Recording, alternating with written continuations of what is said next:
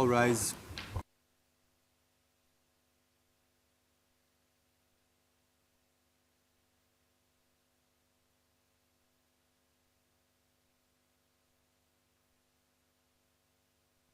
The Kosovo Specialist Chambers is now in session. Be seated.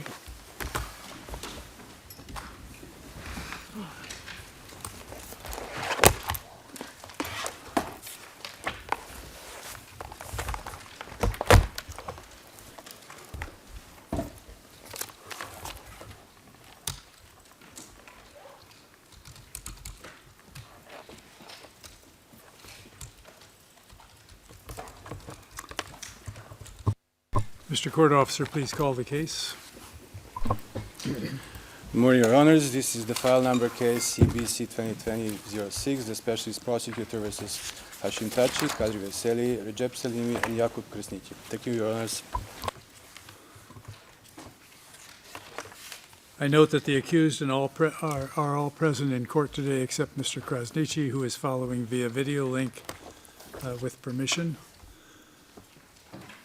Before we resume with the witness, we have some oral orders and a preliminary matter to deal with. First, the panel will issue an oral order on the reclassification as public of Exhibit 1D00131, admitted through witness W02540 and W03881, and currently classified as confidential.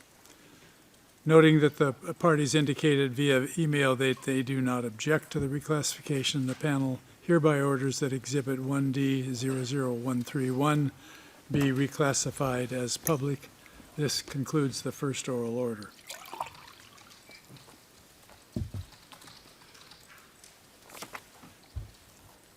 Mr. Court Officer, please bring us into private session.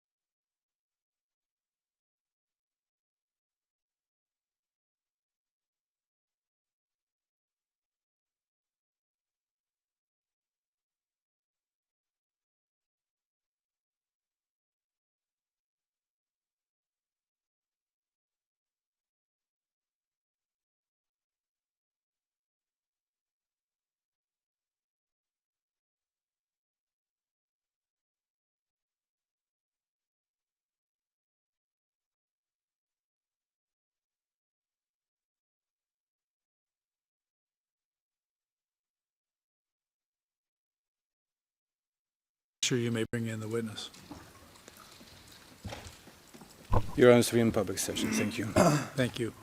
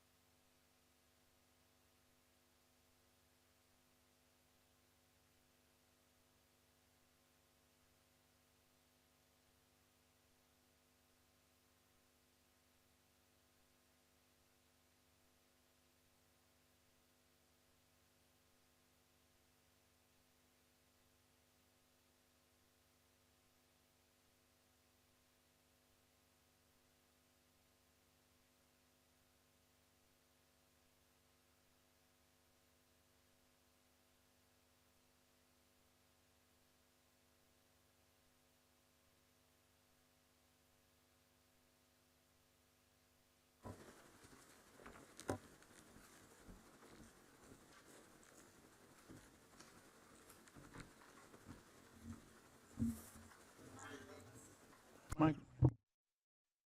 Good morning. Continue your testimony. I remind you to please try to answer the questions clearly with short sentences.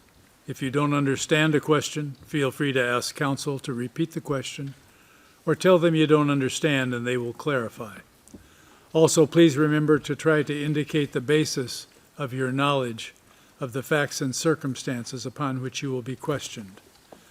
I remind you that you are still under an obligation to tell the truth, as stated by you in your solemn declaration yesterday. Please also remember to speak into the microphone and wait 5 seconds before answering a question, and then speak at a slow pace for the interpreters to catch up.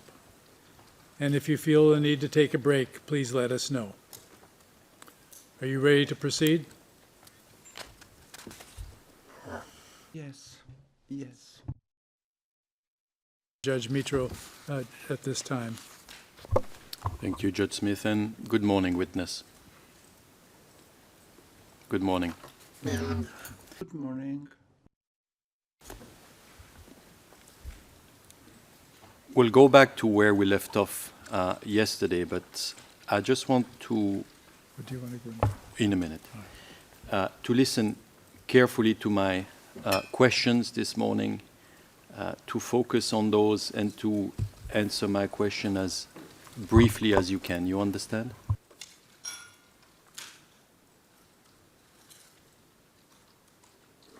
Yes, I do.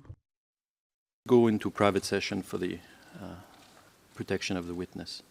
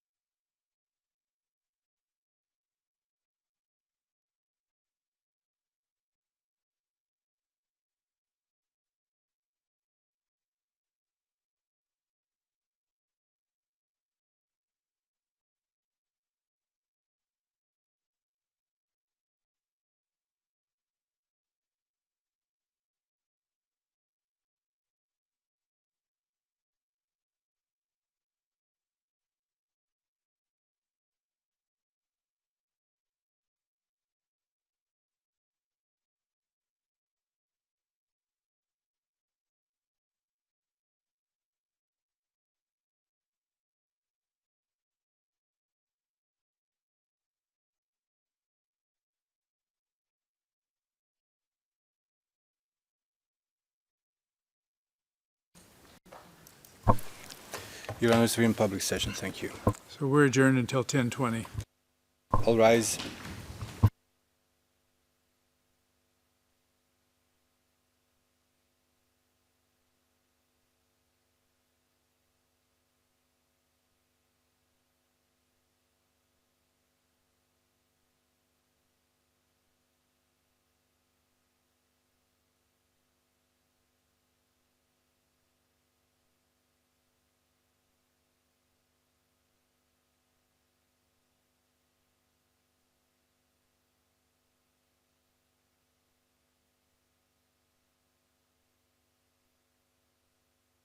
All rise.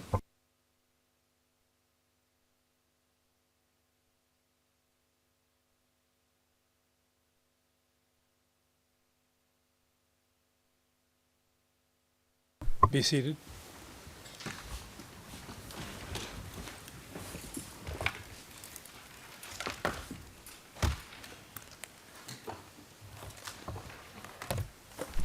Mr. President, I hope to be less than 5 minutes. Yeah. Nothing, Your Honor. None from us, Your Honor. Thank you. No, nothing from us, thank you. Thank you all.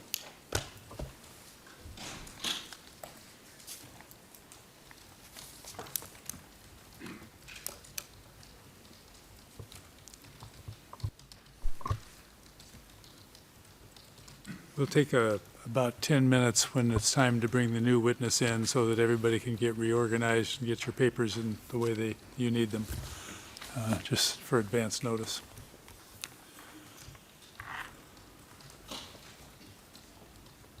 I thought he was just asking me.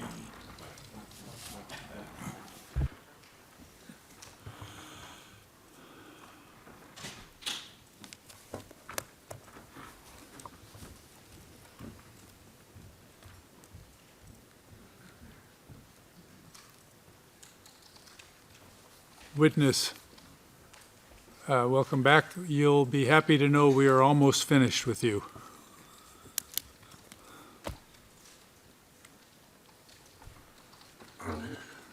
Okay, thank you. And then we'll be finished. Go ahead. If we can move into private session, Mr. President. Into private session, please.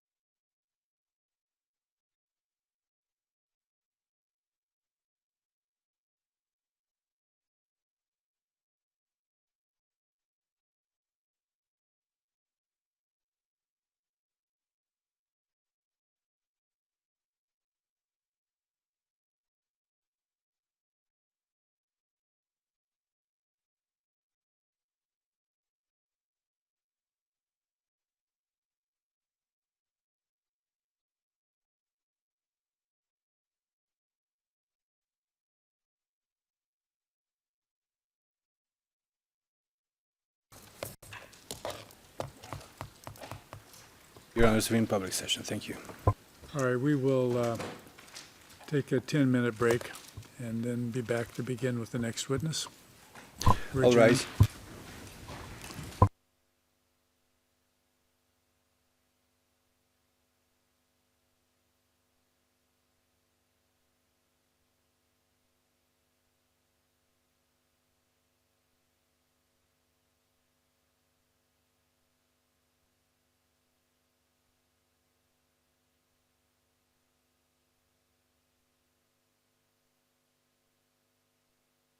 All rise.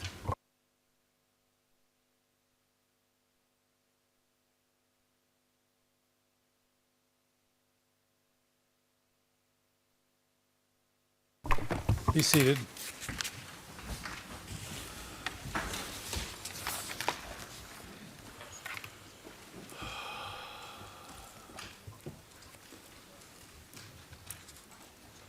First of all, Mr. Mistich, we're going to ask you to do your relevance discussion prior to the next start, okay?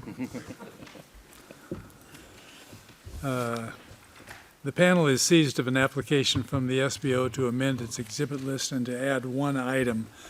The defense has objected to the admission on a variety of grounds, including the lack of adequate notice, the untimeliness of the application, and the suggestion that the SBO is unfairly or improperly trying to impugn its witness. The panel finds as follows. First, the extent of the additional material which the SBO seeks to add to its exhibit list is, in effect, a few lines from a marked-up version of an item that is already on the SBO exhibit list. Secondly, this item has been in the possession of the defense for several years. Thirdly, the relevance of the annotations contained in the document in question only became apparent during the preparation session of witness W04410.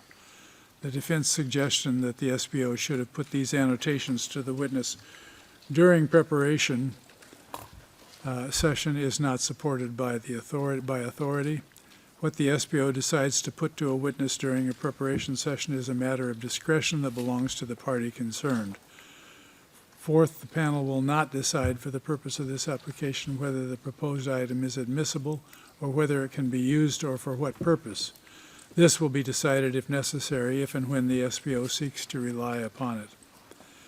Based on the above, the panel is satisfied that the requirements for amendment of the exhibit list in respect of this item are met and that the addition will not cause undue prejudice to the defense, that it is in the interest of justice to allow for leave to be granted, and that no unfairness is caused to the defense. The panel therefore grants the SBO application to amend its exhibit list in respect of this item. This concludes the panel's order. Please bring the witness in, Madam Usher.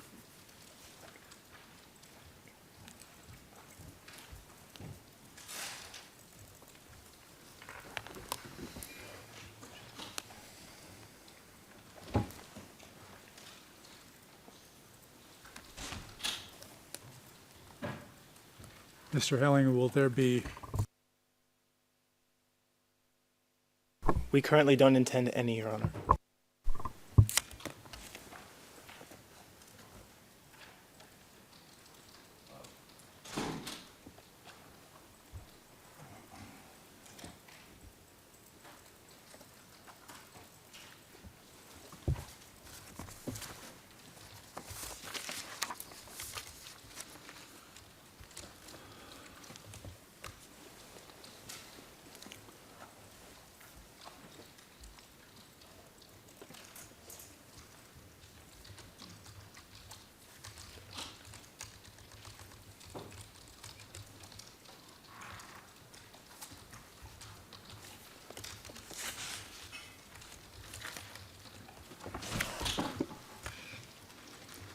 The court usher will now provide you with the text of a solemn declaration which you are asked to take pursuant to our rules of procedure.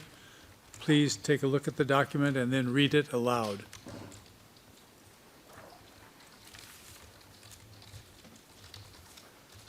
Interjection.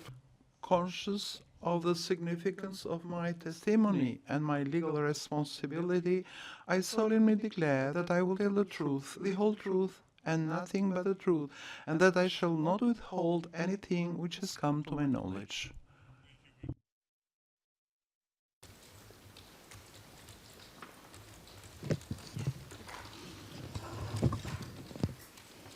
Witness, today we will start your testimony, which is expected to last approximately 11 hours or 2 days. As you may know, the prosecution will ask you questions first. Once they are finished, the defense has the right to ask questions of you, and members of the panel might also ask questions of you. The prosecution estimate for your examination is between 3 to 4 hours. The defense estimates that it will need around 7.5 hours. As regards each estimate, we hope that counsel will be judicious in the use of their time. The panel may also allow redirect examination by the SPO if conditions for it are met. Witness, please try to answer the questions clearly with short sentences. If you don't understand a question, feel free to ask counsel to repeat the question or tell them you don't understand and they will try to clarify. Also, please try to indicate the basis of your knowledge of facts and circumstances that you will be asked about. In the event you are asked by the SBO to attest to some corrections made regarding your statements, you are reminded to confirm on the record that the written statement, as corrected by the list of corrections, accurately reflects your declaration. Please also speak into the microphone and wait 5 seconds before answering a question, and then speak at a slow pace so the interpreters can catch up. During the next days while you're giving evidence in this court, you are not allowed to discuss with anyone the content of your testimony outside of this courtroom. If any person asks you questions outside the court about your testimony, please let us know. Please stop talking if I ask you to do so. Also, stop talking if you see me raise my hand. These indications mean that I need to give you an instruction. If you feel the need to take breaks, please make an indication and we'll make an accommodation for you. We begin with the questions from the prosecution. They're seated to your left. Please give them your attention. You have the floor, Mr. Helling. Thank you, Your Honor.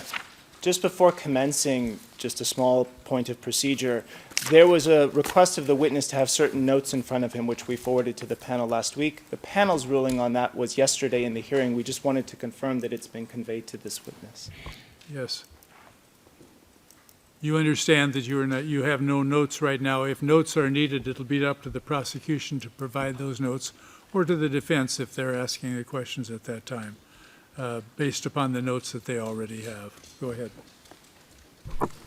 Thank you, Your Honor. And good morning, witness. We've met before, but my name is Matt Holling for the Specialist Prosecutor's Office, and I'll be asking you questions today. We'll start with, what is your name? My name is Nuhib Thaçi. I am a journalist.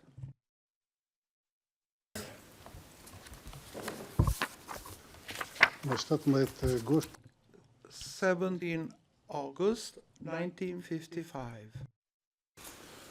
And the place of birth? In Shkol's village, Malishev commune. Have you been previously interviewed by the SPO? Yes. Officer, to please put on the screen 061426-TR-AT Part 1, RED, page 1.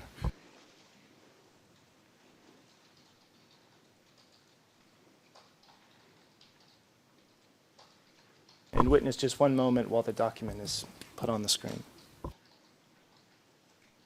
It's okay.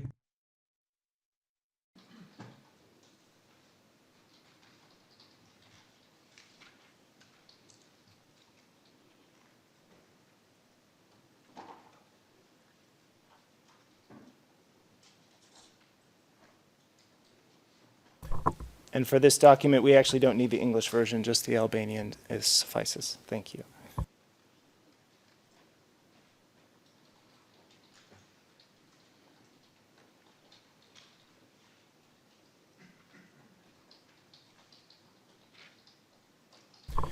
Witness, now that you can see the document on the screen, is this your SPO interview? Paul? Yes.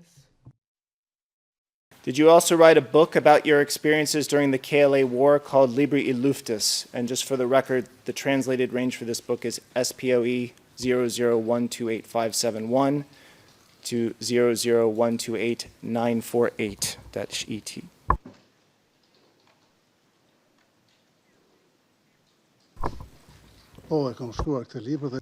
Yes, I wrote this book and published it in 2011. Correction, 2012. Witness, we have in the transcript that this book was published in 2012. Is that right? 2019. Thank you. Witness, have you recently had an opportunity to refamiliarize yourself with the contents of your SPO interview and book?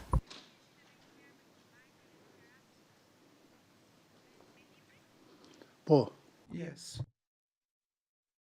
Session, you indicated some changes and clarifications to this interview and book. Is that correct? That's correct. These changes were reflected in a note that was read back to you, yes? Paul? Yes, yes. Do you confirm that what was read back in that note reflects your changes fully and accurately? Paul? Yes. Subject to the changes provided in that note, does your statement and book accurately reflect what you said and what you would say if asked again in court today?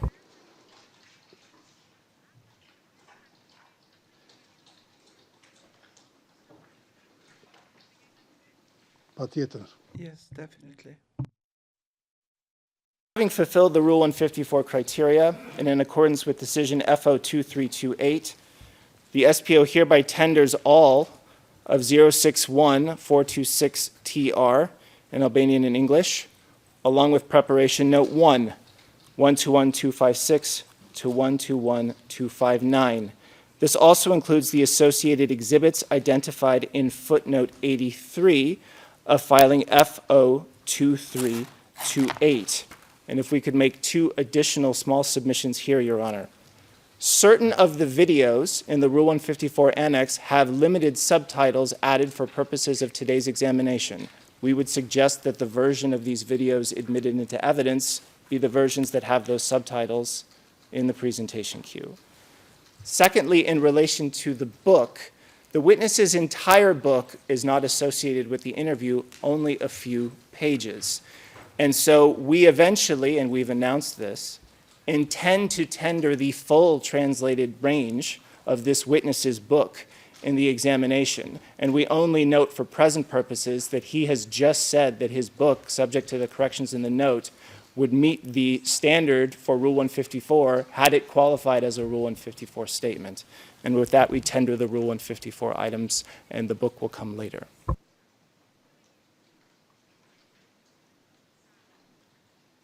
Objection?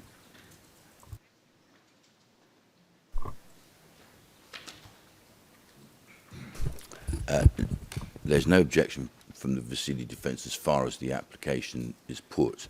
We would like to consider with the other teams during the adjournment whether it's fair for the book to be put partially rather than in whole. In other words, it's a very large section of the book going in, but there are certain significant but lesser sections that have been removed from that which is tendered. And it may be, having considered it amongst ourselves, we would make an application for the entire document to go in. Yes, it's unclear to me if the SPO is saying it's going to tender it all as 154 or just the portion.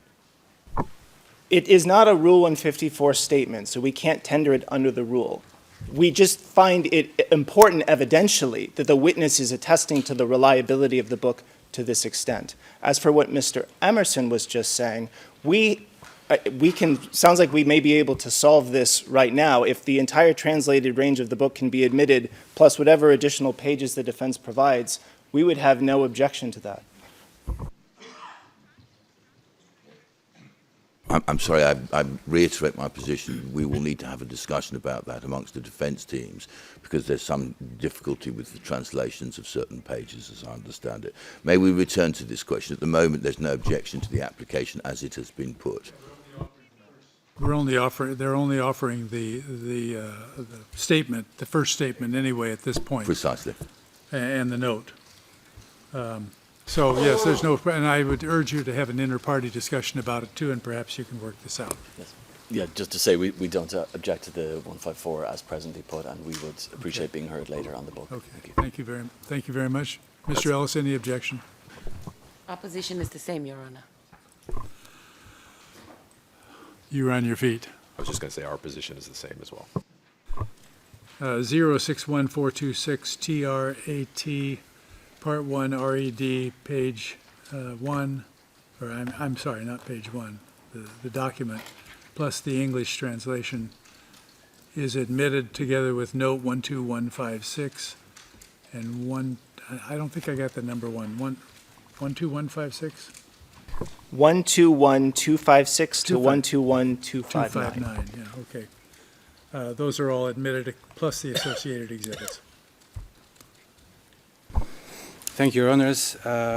So the statement 061426 DR, both in English and Albanian, and I note, Your Honors, there are 3 parts of this statement. Will be assigned the exhibit number, Part 1 P01252.1, Part 2 P01252.2, and Part 3 P01252.3.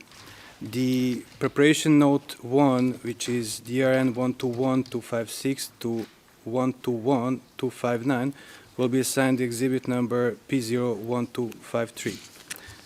As for the associated exhibits, DRN 061422 to 061424, both in Albanian and English, will be assigned exhibit number P01254. The ERN 061427-01 and transcripts in both Albanian and English will be assigned exhibit number P01255. The ERN 061427-02 and transcripts in both Albanian and English will be assigned the exhibit number P01256. As for the 061427-3, Your Honors, we note that the shorter version of this video has already been assigned P01086.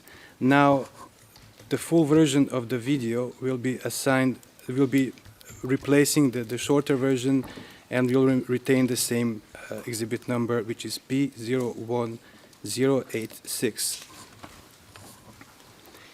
Next ERN is 061427-06, which will be assigned the exhibit number P01257. ERN 061427-07 will be assigned exhibit number P01258. As for the ERN 061427-08 and its corresponding English translation, it has been already assigned the exhibit number P01221. The next ERN is 061427-09 and its corresponding transcripts in both Albanian and English will be assigned exhibit number P01259. The next ERN is 061427-15 and corresponding transcripts in both Albanian and English will be assigned exhibit number P01260.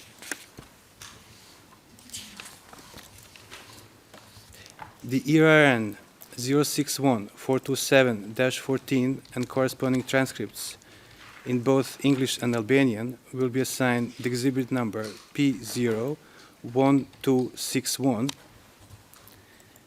the ERN 055-418-01 and corresponding Albanian and English transcripts will be assigned exhibit number P01262. The ERN U000-3337 to U000-3339 and the English translation will be assigned exhibit number P01263, and the SPOE 00128571 to 00128954, in particular pages SPOE 00128632 to SPOE 00128636, and the corresponding English translation will be assigned exhibit number P01264. Thank you, Your Honors. Thank you. Witness, we take normal breaks in the morning and again in the afternoon for the benefit, mostly for the translator and interpreters, because this is a difficult job. We will be taking a break right now that was already scheduled from 11 till 11:30, and we'll come back for an hour and a half. We'll break for lunch at 1:30 or at 1 o'clock, and then come back at 2:30. So you know the plan for the morning. So we are in public session. You may escort the witness out of the room.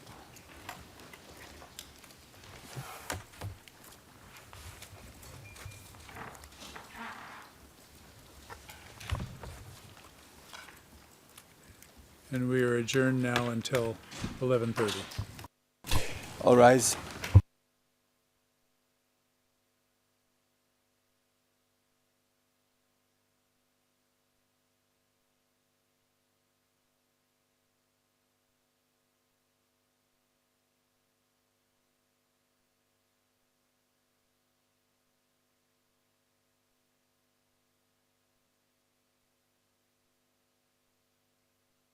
All rise.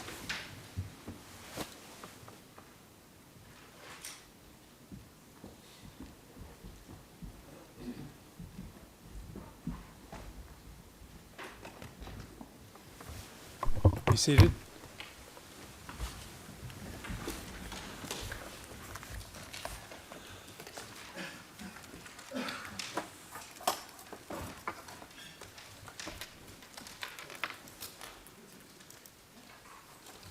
Mr. Misitich, can you do this in about 5 minutes? No, I mean, can you use about 5 minutes with your reasoning? It should be much less, Mr. Okay, President. go ahead. The reasoning is simply that it tracks the status of the investigation into the incident that was the subject of the last witness's evidence.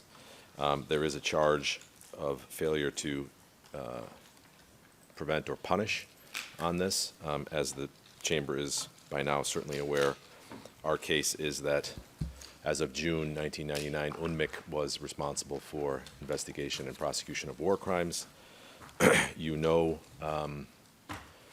based on the witness's first statement in the year he gave it in, and I'm being careful because we're in public session, the year he gave it in, that by no later than that date, and perhaps earlier, UNMIC was informed of the basic allegations in the case, and this document is the end of that chain of several years between when that started and how it ended. And so, to the extent there's going to be an argument at the end of the case about failure to investigate, failure to punish on that specific incident, we think there is relevance as to the status of that investigation. And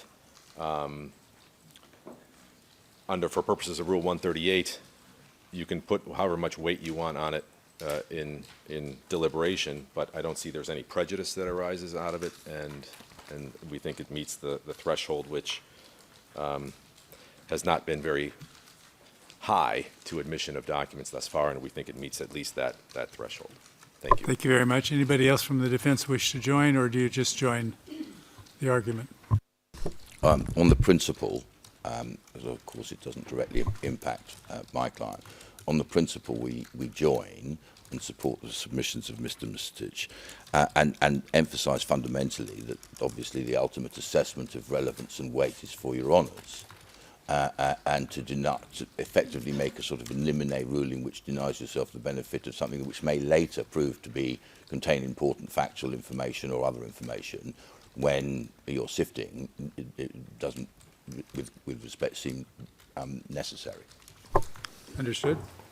We join that and nothing to add. Thank you. The same, Your Honour. All right, thank you for the submission. We'll get a decision made as soon as possible. Prosecution wish to weigh in on this at all? I know it wasn't your witness when this happened, but if you have something. I mean, just we maintain our relevance objections without saying much in public session. The document in question is so long after the indictment timeframe, we can't imagine it would be relevant for failure to prevent or punish or superior responsibility as charged. Thank you. All right, we're ready to proceed. You may bring the witness in, Madam Court Usher.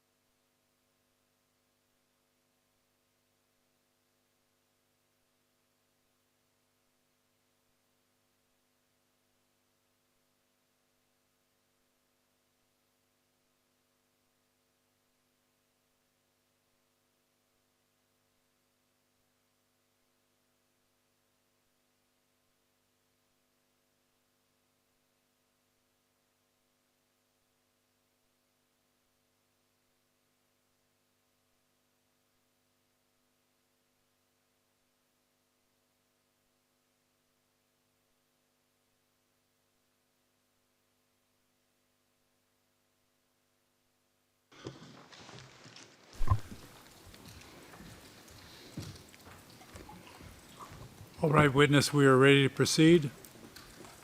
Prosecution will continue with their questioning. Thank you, Your Honor. And actually, before we continue, there are a few more procedural points to pick up following the end of the last session. They can all be discussed in the presence of the witness. First, in relation to the book, the defense has not gotten back to us yet on the results of the foreshadowed consultation they were going to have.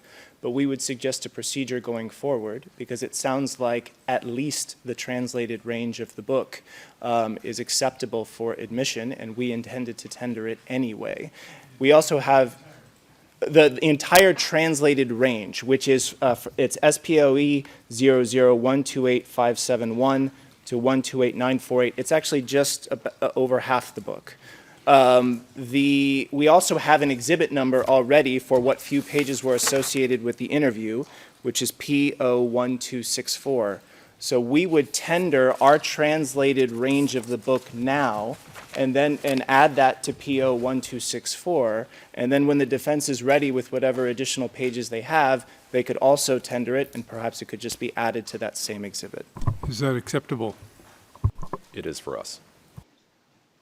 Mr. Emerson? And for us. That's fine with us, thank you. All right. The tender of SPOE 00128571 to 0028948 ET, I'm sorry, it should be 128948 ET, is admitted. And we will, you may proceed then. Yes. Almost done, but I have two more. Yes.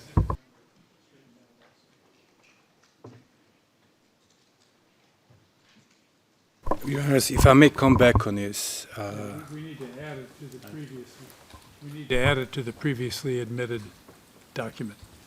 That's correct. So yes, you can come back to us on that. Thank you so much. Thank you, Your Honor. There are two left. The second one is we did have a short summary under Rule 154 for this witness. It's very short. We'd propose to read it now. Go ahead. Thank you. WO4410 is a journalist who covered the KLA during the war. He took footage of important moments, including those involving the accused. He wrote a book about his experiences, published in 2019, entitled Libri Illuftus. Thank you. And the last point, and then we can continue with the examination.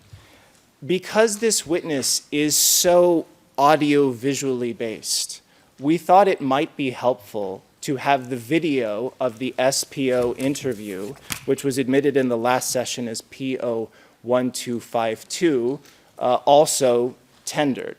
We actually disclosed this in April and asked the defense teams at the beginning of last month whether they'd have any objection to us proceeding that way.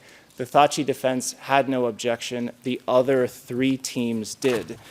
We think it would just facilitate the judge's understanding to also have the video accompanying the transcript for this specific witness. So we bring this to the court's attention and would tender the videos. They're on our presentation queue as 061426B, parts 1 to 3 RED. Yes. We're content to proceed on the basis outlined and as accepted by Mr. Thaçi's team. We're not opposing it, Your Honour. Neither are we, Your Honour. We don't oppose either. No opposition, so yes. Now we can continue. The video is it already admitted?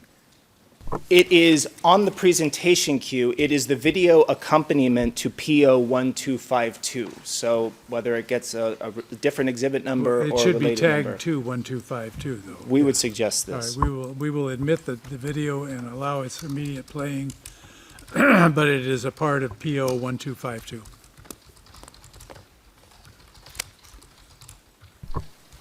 Thank you. Mr. Court Officer, do you have that? Yes, Your Honor. It will be added to P01252, and I'll come back with exact numbers. Thank you, Your All Honor. right, thank you very much. Go ahead. Thank you. And witness, thank you for your patience. To continue with my questions for you, we've already talked about your book. Your book has lots of dates in it, and I was wondering if you could describe a little bit of how you were able to keep track of dates as you were reporting the war.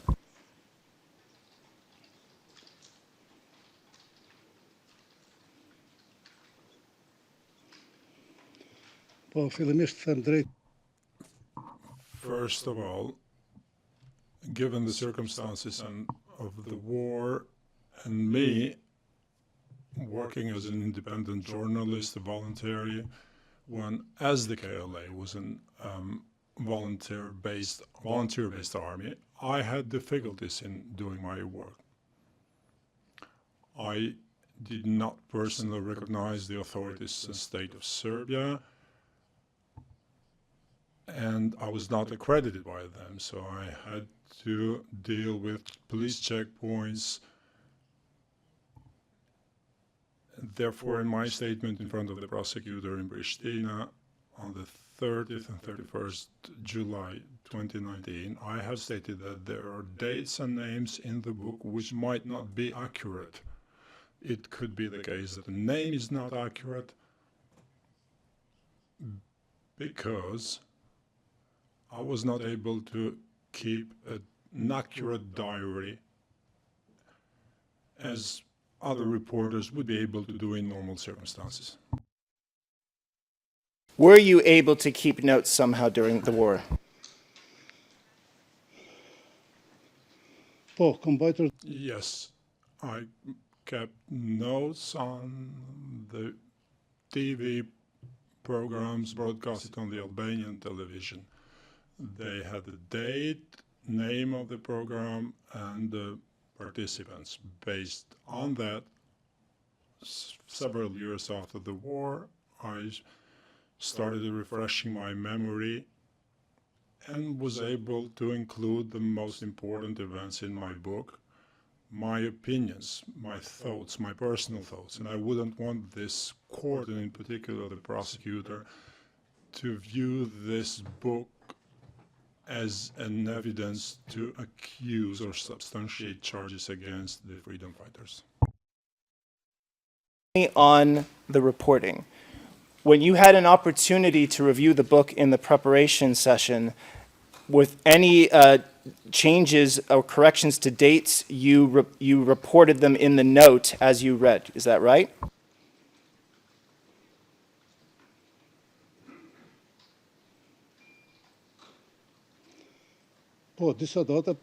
Yes.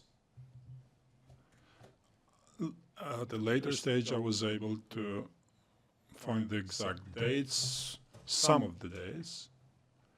However, with respect to the events, these are my opinions, my thoughts, my personal viewpoints. During the war, did you act as an independent journalist at all times?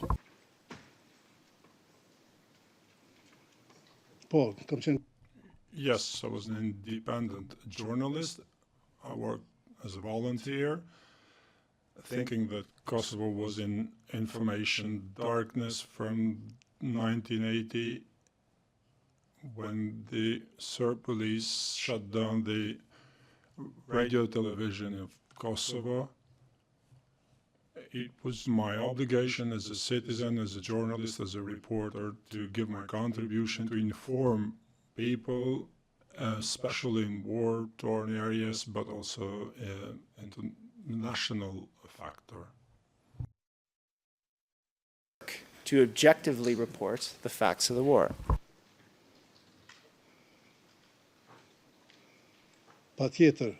Certainly.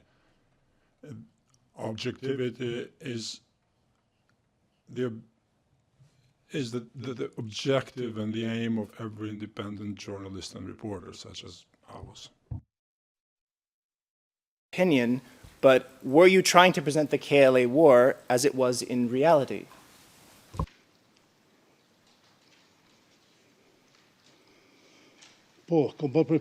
Yes, I made attempts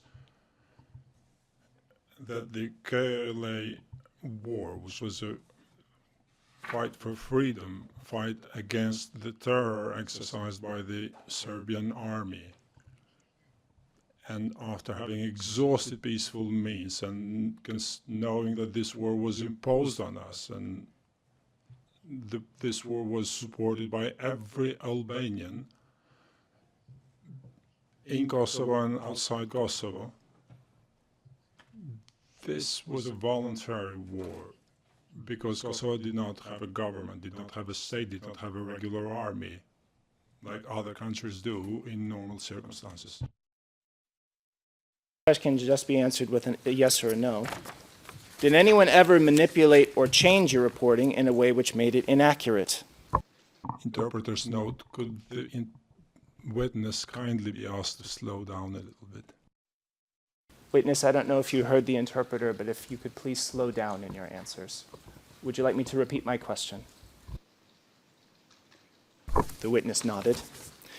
Did anyone ever manipulate or change your reporting in a way which made it inaccurate?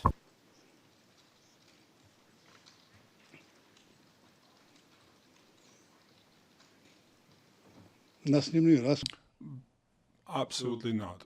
Nobody influenced me to report based on their needs or dictated by them. I never was influenced in my work. I never ceded to censorship. I was never influenced in what I did.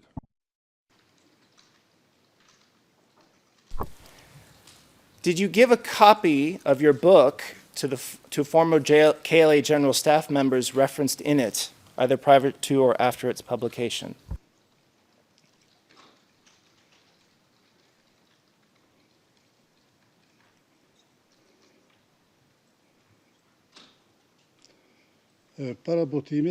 Before the publication, my book was seen only to editors and to the publisher, obviously the reviser as well, but no one from the General Staff or any other citizen in the Republic of Kosovo saw this book that was in the process of being prepared for publication. Publication, did you give a copy of your book to any of the former KLA General Staff members referenced within it?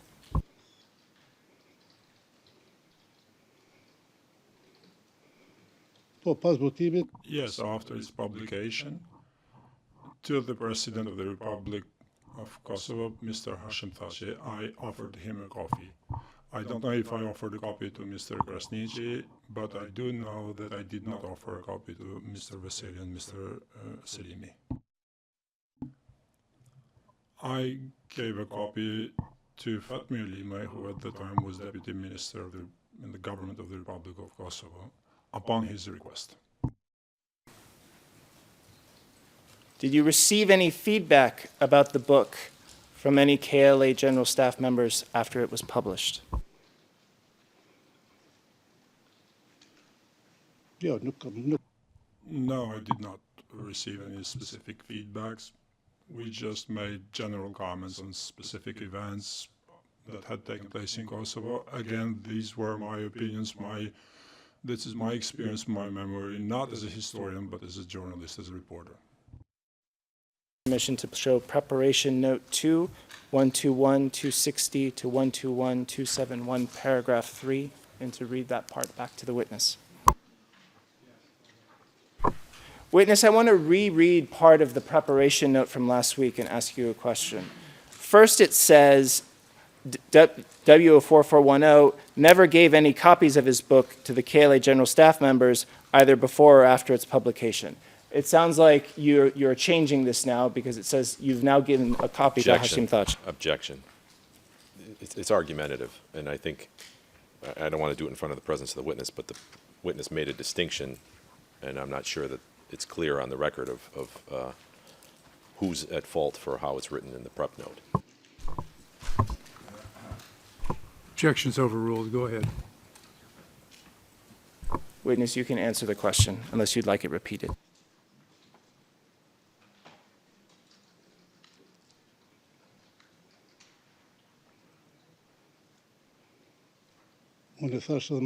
I stated already,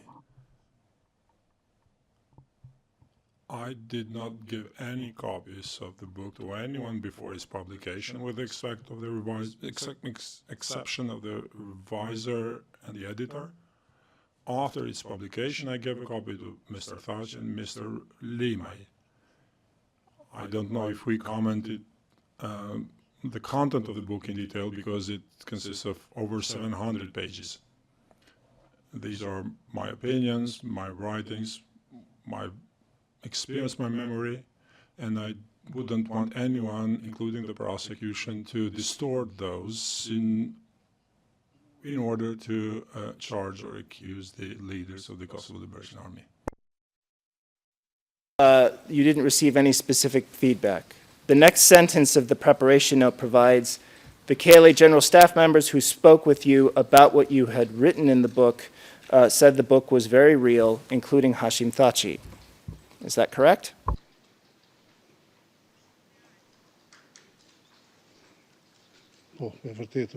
Yes, that's correct. I'll move on. Witness, were you ever a soldier in the KLA?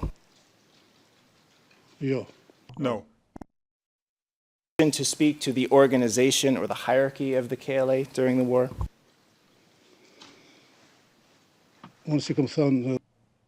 As I have said it in the book and in my statement to the prosecutor, my main aim was to inform the opinion about the developments in war zones where the Serbian army and police terrorized the Albanian civilians, and the Kosovo Liberation Army was protecting these civilians. I must add that I was not interested in the organization or the structure of the Kosovo Liberation Army. My aim was to cooperate with competent people, with journalists and with people who were like President Thaçi, who was in charge, with Mr. Krasniqi, who was in charge of information. I cooperated with Mr. Adem Demosi in his office in Pristina as well. You weren't interested in the organization or the structure. My question was different. I'll ask it again. Are you in a position to speak to the organization or the hierarchy of the KLA during the war? You can answer with just a yes or a no. No. I did not know at the time, and even now I don't know what was exactly the organizational structure of the KLA. I must say there was not a strict hierarchy as the one you find in regular armies. When I went to war zones, for example in Dukajin, when I went with Mr. Thaçi, who was in charge of information, soldiers of Ramush Haradina did not allow us to take footage with my cameraman. Idris Vahapi, local commander in another area, although we were in the presence of Mr. Hashim Thaçi, the soldiers did not allow us to take footage to film. This demonstrates that there was no strict hierarchy in the Kosovo Liberation Army. Since you do not know about the organizational structure of the KLA and it wasn't a strict hierarchy. Is that correct?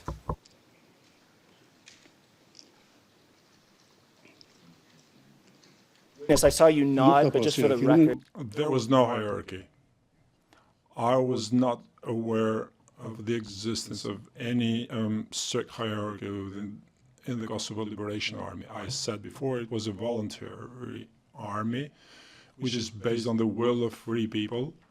They took up weapons to liberate Kosovo. They were not fighting for positions in the army.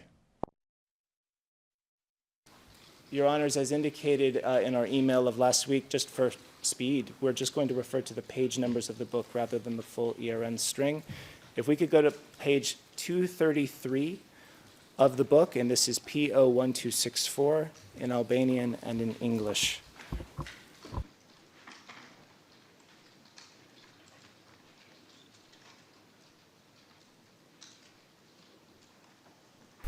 That said, although it was our proposal, if it assists the court officer, we can also give the ERN of the pages as needed.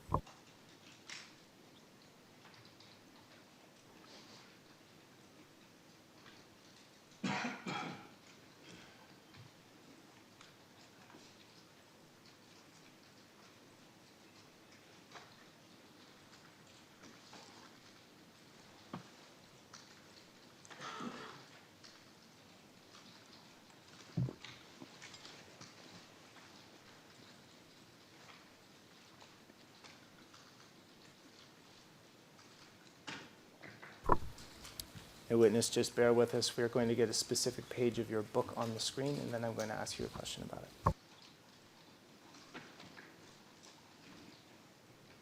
it. Understood.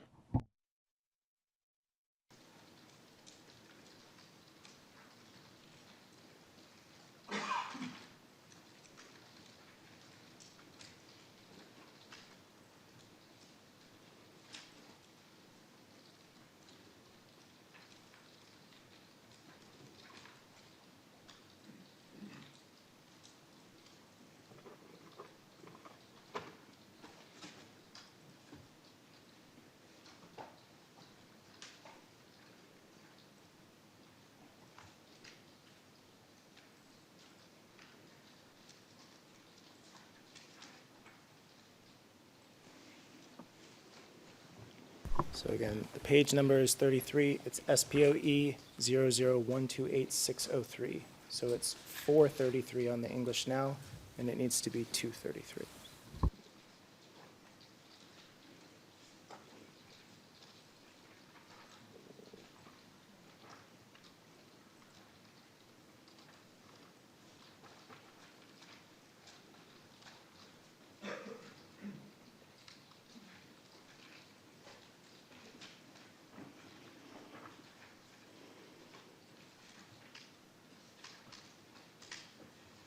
Yeah, at this point, I would kindly ask for the ERN number, just to be sure that we are showing the right number. I'll give it again. It's SPOE 00128-603.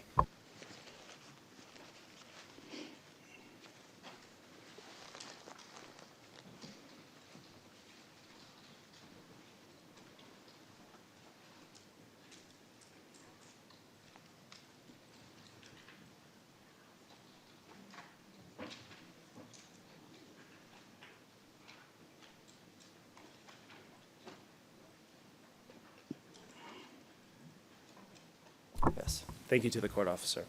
So, witness, I'm interested in this page where you're having a meeting with Recep Salimi, and it says as follows. Recep expressed his satisfaction that both Abbas and I went to the war zones, but he had some remarks concerning the way the Albanian television was informing about the war of Kosovo Liberation Army. Recep said that the reporting was not the real reflection of the situation there. And my question is this a description of your first meeting with Recep Salimi?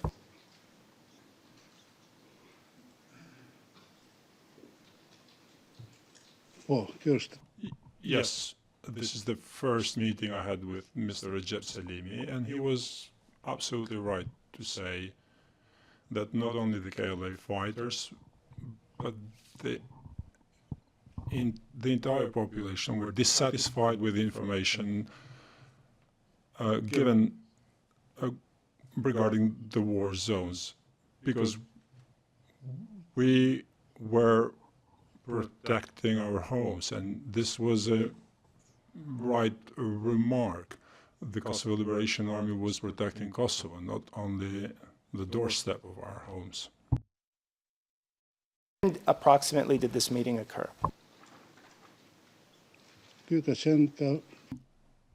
This was towards the end of April or beginning of May 1998. Officer, could please pull up P286. This is KLA Political Statement number 2, and it's English translation. The English translation is U0162145 to U0162147, and we would like page 2 of the English transcript on the screen, which is U0162146.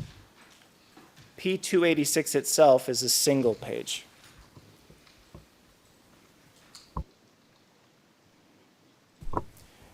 In witness, I'm aware that the type is very small in the Albanian. I will read to you the relevant part in English. That is the basis of my question.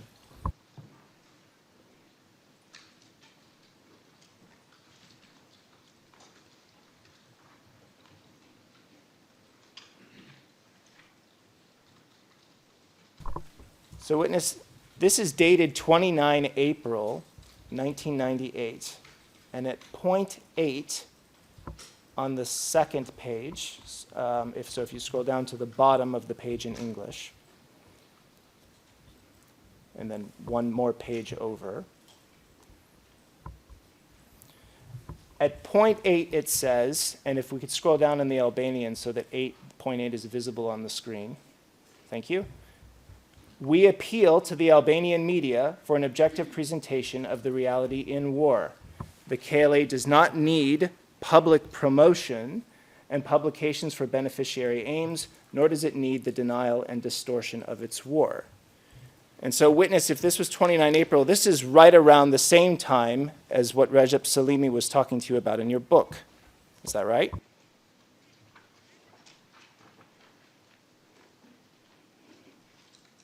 Yes,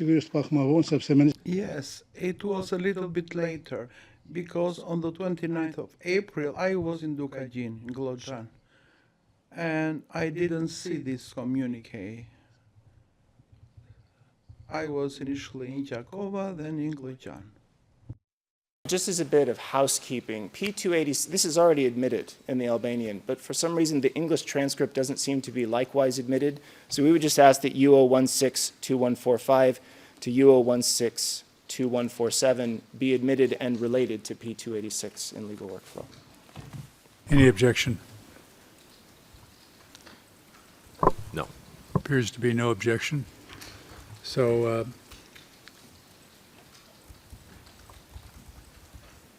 U0162145 to U0162147 is admitted and attached to P286. Thank you, Your Honor, and it's currently classified as confidential. I think it can be classified as public, Your Honor. Without objection, it'll be classified as public. Thank you, Your Honors. Incidentally, as regards classification of videos later in the examination, many of them are also classified as confidential. We have picked sections for today that by their nature do not require any confidentiality, and unless otherwise indicated, we would say they can be broadcast when we have videos. But witness, the next document I want to show you is actually a notebook. If the court officer could please put up SPOE 00226527 to 226613, and specifically page SPOE 002265545 in the Albanian and English.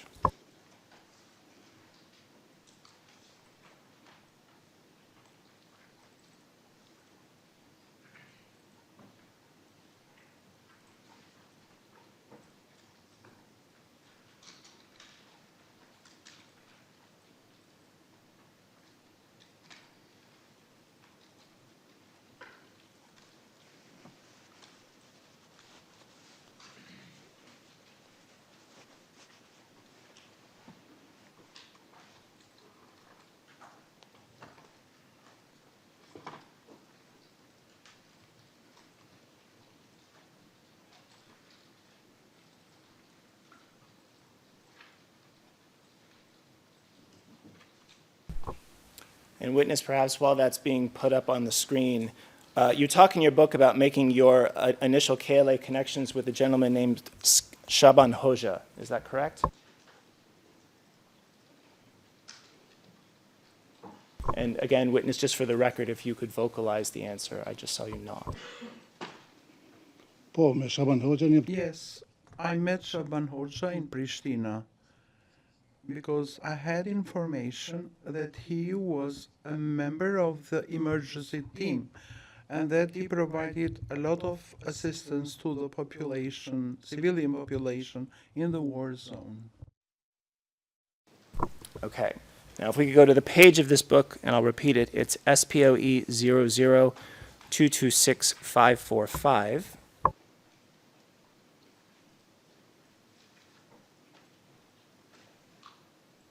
I see it as 19 on the Albanian on the left side of the screen.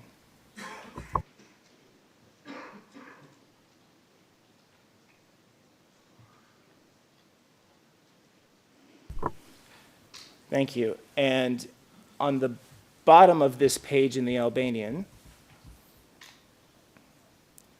there's an entry a little further down on the Albanian side. The English is fine. Further down to the bottom of the page. There. Thank you. So witness, there's an entry in this notebook dated 1805-98, and it says, request, Nui Batici, journalist at RTP, is asking to report on aid supply and family life. Now, first question, witness, did you at one point in your life work as a journalist for RTP? Yes. Until the 5th of July, 1990, I was a journalist at Pristina Radio Television. On around 18 May 1998, were you reporting on aid supply and family life in Kosovo? Yes. I prepared a special program on the situation in Drenica and about the supply of humanitarian aid for the civilian population. Your Honor, we would tender this notebook for admission into evidence. It was seized from Recep Salimi's house. Your Honors have already heard evidence that Mr. Salimi met this witness within a month of this entry, and the witness has been able to affirm that he was doing the very same things as stated in the entry and what previously for the journalist outfit indicated. We would say that it's sufficient for prima facie admissibility. Yes, Your Honour, we object to it. We quite clearly dispute the authorship of this notebook. It's filled with several different types of handwriting. It's also, the prosecution is applying a close enough approach with the dates. The witness clearly said the beginning of May, and this is later in May, the second half of May. We also dispute that the activities that are described here are the ones that he's purported to have had with Mr. Salimi in that earlier meeting in May. Thank you. Anybody else? We would simply reiterate our standing objection that unauthenticated documents of this kind should not be admitted.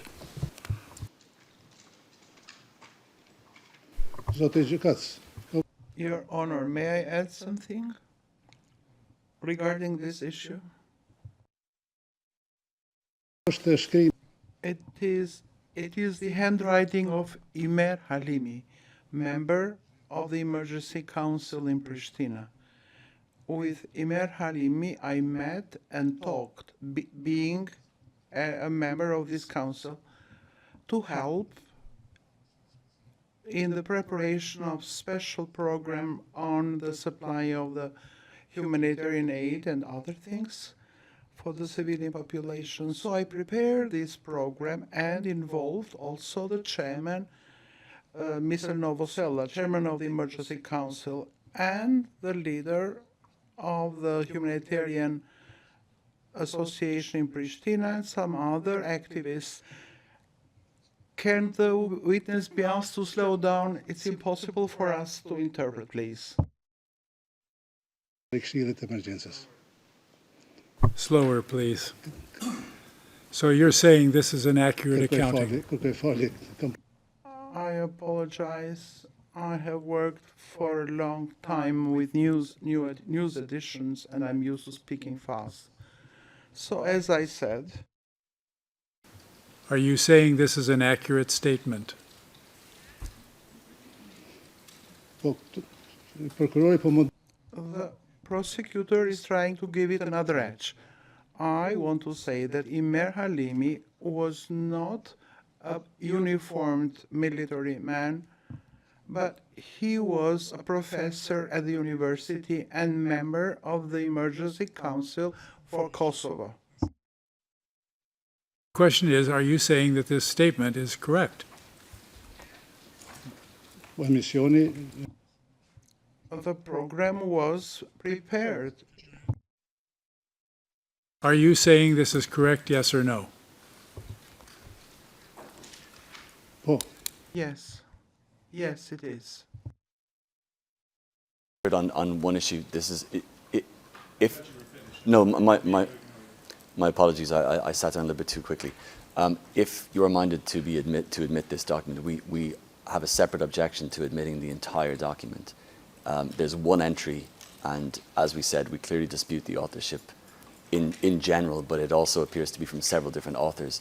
The witness may give evidence that can verify this, but not the entire document. There's 85 pages, I believe. I'm in a market for identification right now. We'll take a look at it and then we'll decide. Thank you for your input. Go ahead. And all we would add to that is that we have repeatedly tendered notebooks of this kind in this trial. They've been admitted in full because they need to be understood contextually. We would also say we had never said that Recep Salimi wrote this entry. We said it was seized from his house. And as to the reporting, the witness has given accurate answers to the panel, and we believe that it's sufficient for prima facie admissibility, and we'll move on from there.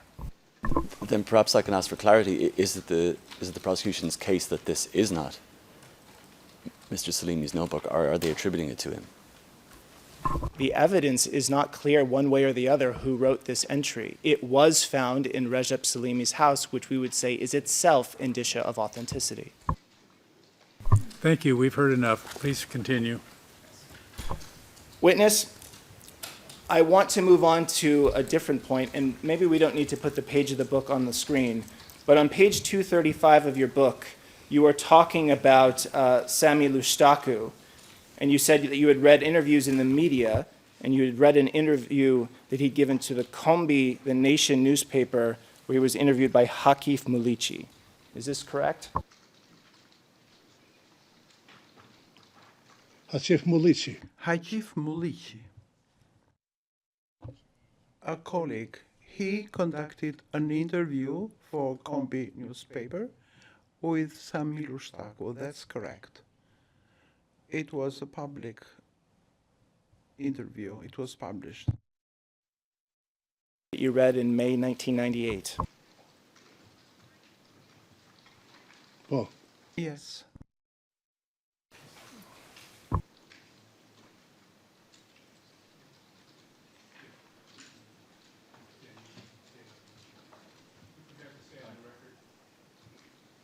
forgot to say on the record the MFI number. Thank you so much, Your Honors. So the SPOE 00226-527 to SPOE 00226613 ET and the English version revised will be marked for identification with P01265, currently classified as confidential. Thank you, Your Honors. Thank you. And getting back to what we were just discussing with Sami Lushtaku's interview, if we could now pull up SPOE 00230-057 to SPOE 00230-058. And we'll start on page 2, which is SPOE 00230-058.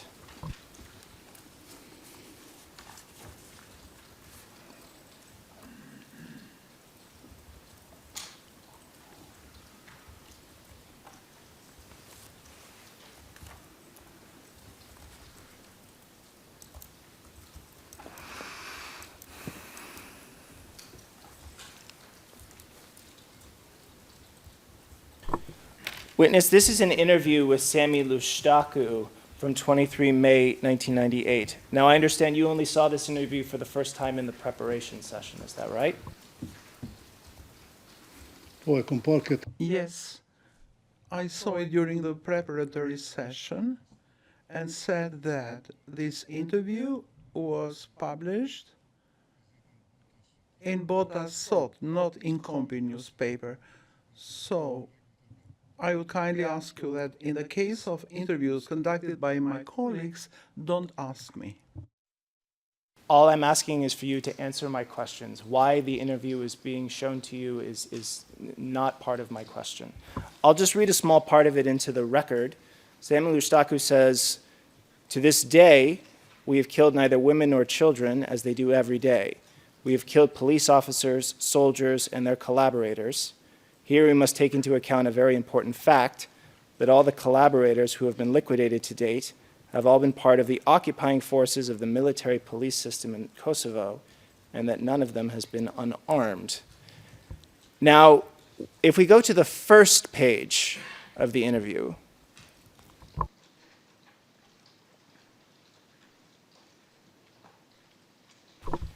witness, you see the journalist's name on the upper left-hand corner of the page in Albanian.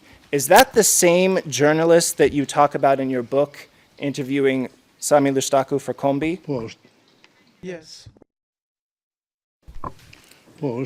Yes, it's the same journalist.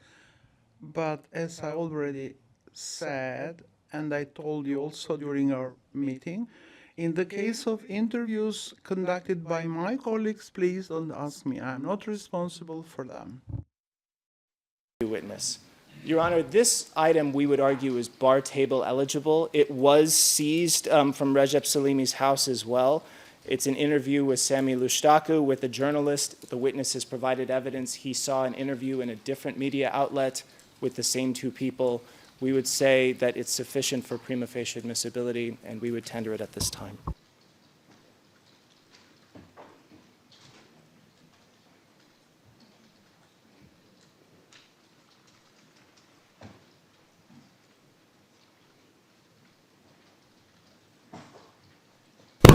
Your Honor?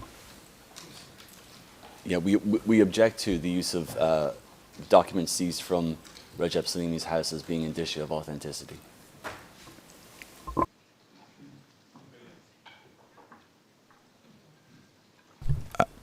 I'm sorry, my objection is slightly different. As far as I understand it, this witness has simply been shown a newspaper and asked to identify whether he knows the journalist, which, well, that's not a basis for admitting evidence through this witness. It's like me opening a copy of the Times newspaper and saying I recognize the name of the journalist. It's a little more than that, Your Honor. The witness said that he saw an interview in a different publication with these same two people. Given how infrequently the KLA were giving interviews at this time, we actually find that the witness has given quite a bit of contextualization as to the prima facie reliability of this interview. It will be admitted under 138. It meets the minimum prima facie standard. It is relevant. Your Honor,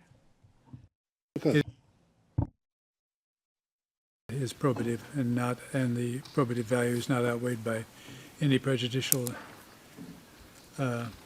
matter. SPOE 00230057 to SPOE 00230058. You're just offering the single page too? Both pages, the full interview. All right, page 1 and page 2 are admitted. And will be assigned exhibit number P01266, currently classified as confidential. Thank you, Your Honors. Thank you. Go ahead. Witness, I'd now like to turn to a documentary that you made in honor of Agim Chelai. When was this work broadcast?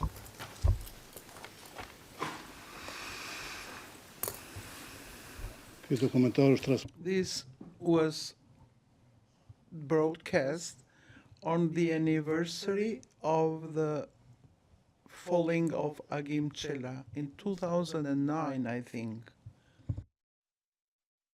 This is the first video that we would ask to be played. If the court officer could please pull up 077-572-01 and its English translation, and we can have them half and half on the screen.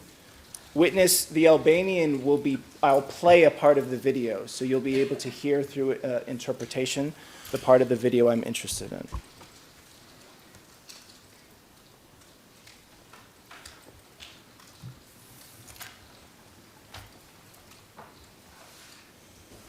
The timestamp will be from the 3-second mark to the 1-minute 1 mark.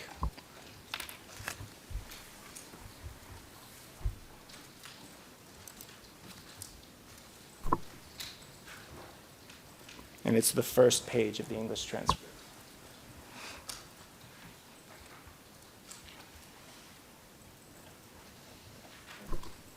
Court officer can please play the video. On 12th of March, after the murder of Yashari people, 14 military men came, Agim Chelai among them. Then there was Bislim as usual, Salih, Kemal Shachiri, Rustem Berisha. They were all ready to go to the front line. There were some frontline fighting. Kadri Veseli was at the front line and he called us by phone. And he said, Professor, listen to the shells that Serbia is firing against the population. We are on the front line. Agim Chelai asked me to give him the phone. I gave him the phone, and he began teaching him how to set up the trenches, how to go there.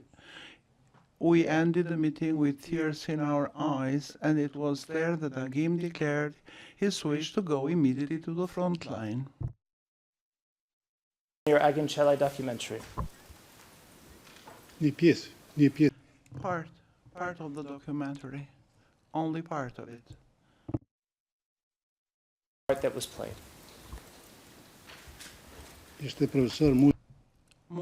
Professor Muj Rugova. What are the events Muj Rugova is describing in this excerpt?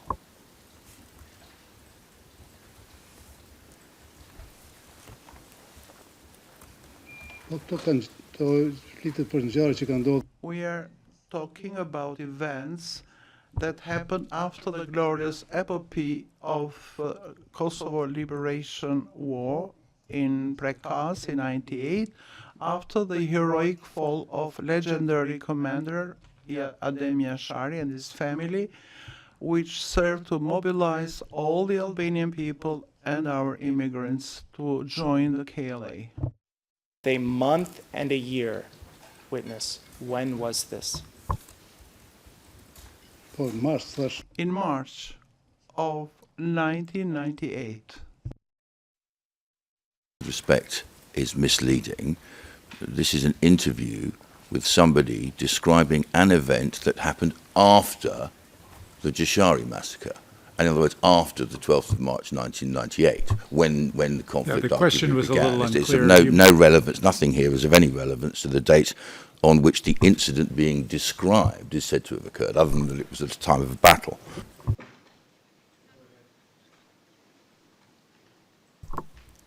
So, when Mui Rogova is specifically talking about the phone call he received from Kadri Veseli, when in time was that phone call?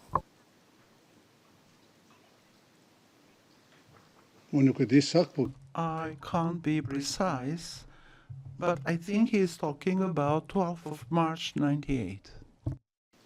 Thank you. I think that clarifies. A second excerpt in the same video, if we could play 539 to 556, which is on page 3 of the English transcript. Same video.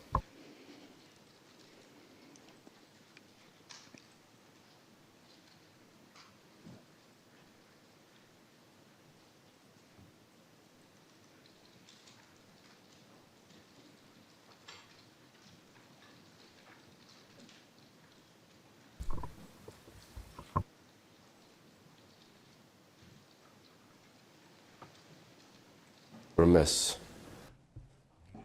Through the northern part of Albania, Kadri Castrati, Agincela, and some others, we entered into Kosovo. The terrain was rather unknown to us. Thank you. Now, witness, is that Hashim Thaçi? I'm speaking for the same Agim Shelley documentary.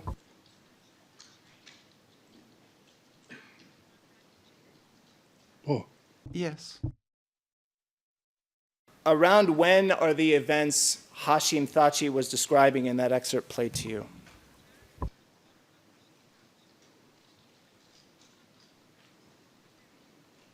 So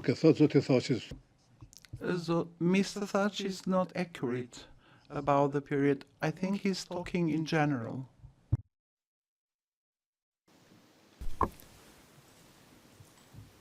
He is describing in the quoted, in the excerpt that was played, that all of us went from northern Albania into Kosovo.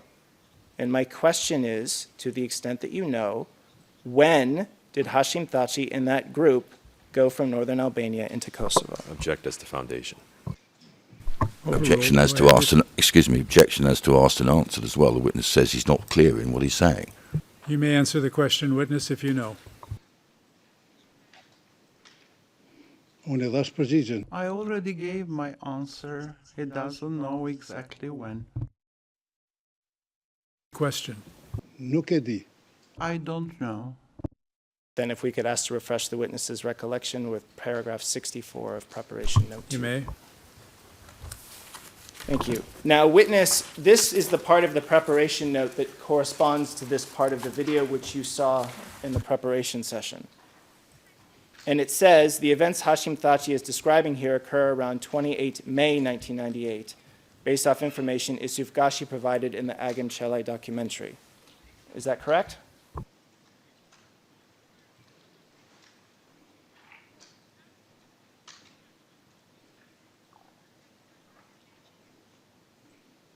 The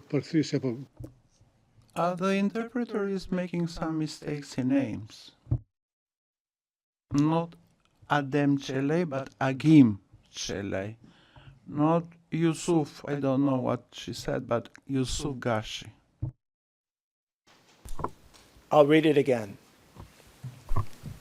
Witness, this is what you said and is recorded in the preparation note about this excerpt. The events Hashim Thaçi is describing here occur around 28 May 1998, based off information Isuf Gashi provided in the Agim Shelley documentary. Witness, is that correct?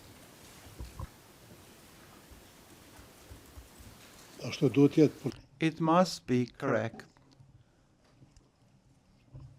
From the footage we saw. We can now go to 077573-01, and it would be page 1 of the English transcript. And specifically, the timestamp is from the 30-second mark to the 1 minute, 7-second mark.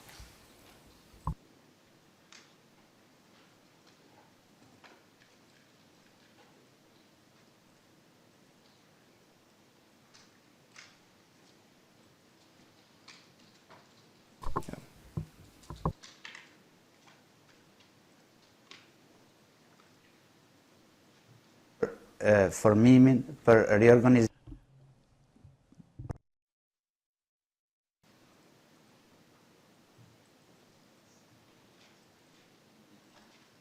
So from 30 seconds to 1 minute 07.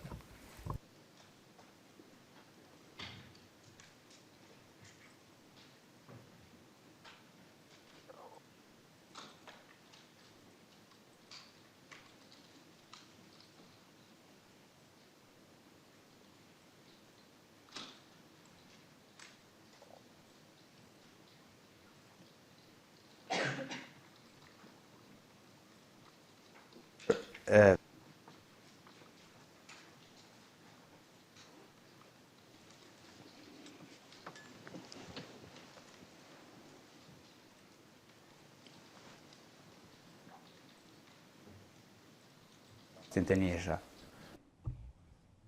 With the arrival of this group, military people, on a decision by the General Staff of the Kosovo Liberation Army, all these military men were distributed to all of Kosovo's operation zones. Agim Cela was charged by the General Staff of Kosovo Liberation Army to work for the training of specialized units of Kosovo Liberation Army at the level of the General Staff, but also at the operational zone level and with the inspection of the operational zones.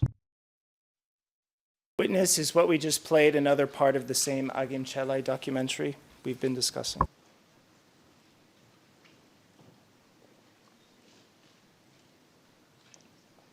Paul? Yes. Your Honors, in line with the panel's previous directions, we are going to extract many of the videos today to the extent that they're long and only parts of them are relevant. In this case, these two ERNs are themselves just part of the broader Agim Cela documentary, but we would suggest that they be tendered in full because those are the minutes that we are interested in.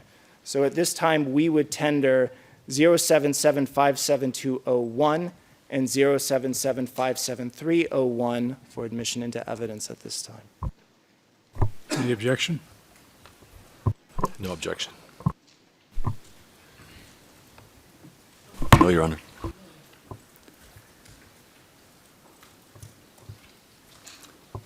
Uh, 0775-7201 is admitted in evidence. Be given an exhibit number. And will be assigned exhibit number P01267. Your Honors, the video itself is classified as public, yet the transcript is confidential. It should be public. Thank you. It's noted. Thank you, Your Honors. And then 077573-01 is admitted.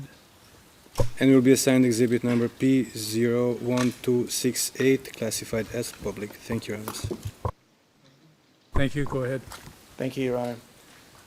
Witness, the next item I'd like to show you is another item from the preparation session. If the court officer could please pull up SPOE 00225-778 to 00225-779 in Albanian and English, and we would want the second page on the screen, which is SPOE 00225-779.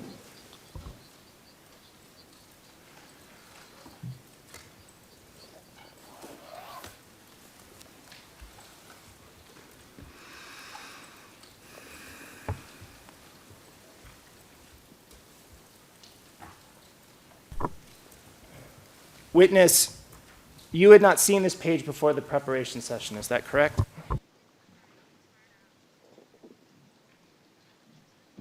Paul? correct. What is that number, 26625, on that page?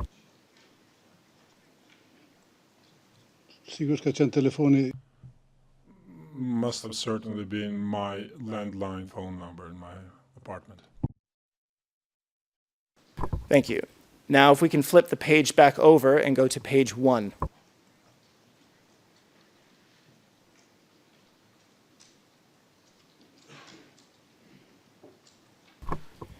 Witness, what we see here is a report to be delivered to Mr. Daya on 31 May 1998 from Drenot. Now, as I understand it, you had not read this report previously prior to last week.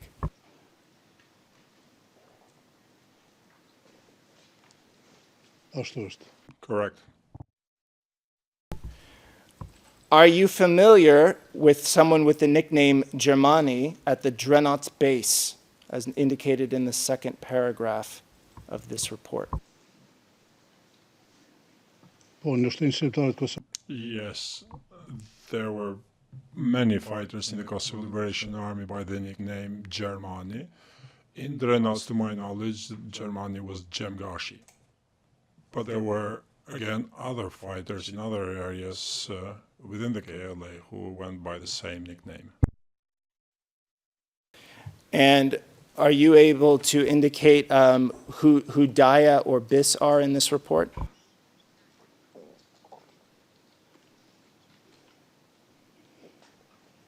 In the Kosovo Liberation Army, again, there were many fighters who went by the nickname Daya. There was Azem Sula Daya.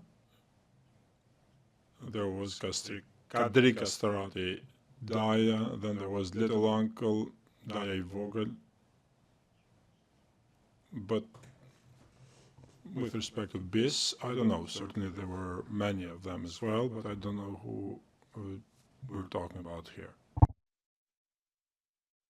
Given the combination of the witness identifying his name and number on the back of the report, the fact that he is able to identify one of the people's nicknames in indication to the place reference, which is Drenots, and the fact that this item was seized from Jakub Krasnici's house and indicates at least nicknames of people who the witness has just affirmed are also, there are KLA members with this name, we would tender this report for admission into evidence.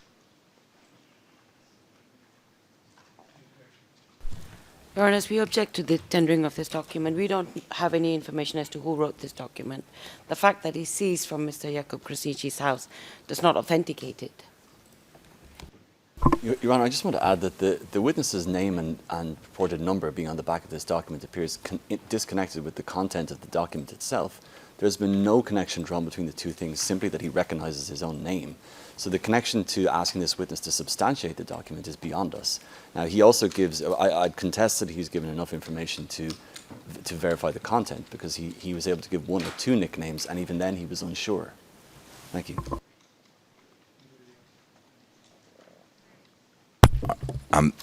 It simply falls within the standing objection from Vasily Defense.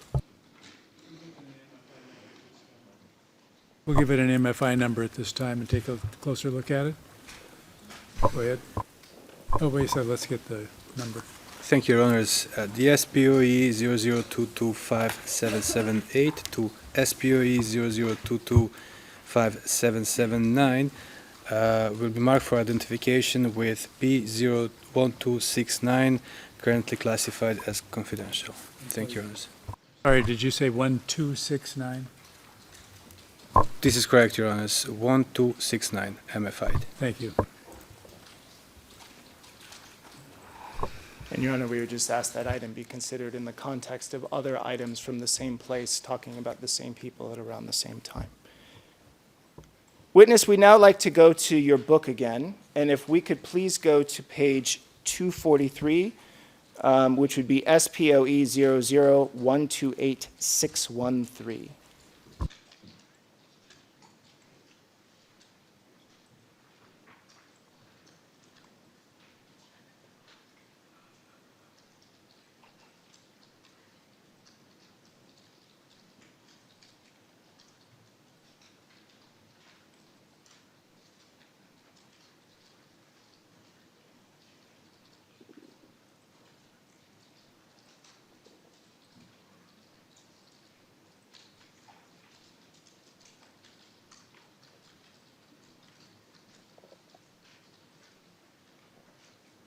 And witness, while that's being pulled up, who had the nickname Baka in your book, B-A-C-A?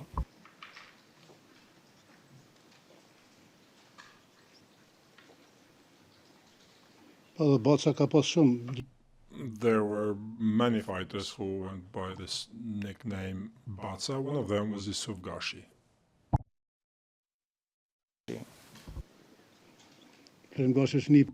Flerim Gashi is my nephew, the son of Batsa.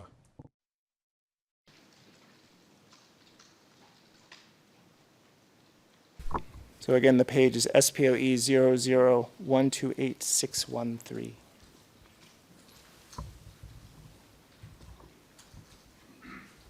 Thank you. So it says, we rested, ate dinner, and spent the night there. The next day we got up and told Flurim and Bata that it would be better if we met with somebody in charge of information at the KLA General Staff, because until then, nobody knew who they were. Flurim said, "Uncle, it is better to wait a little longer because we need the person in charge for this." Now, witness, around when does this conversation occur that you describe in your book?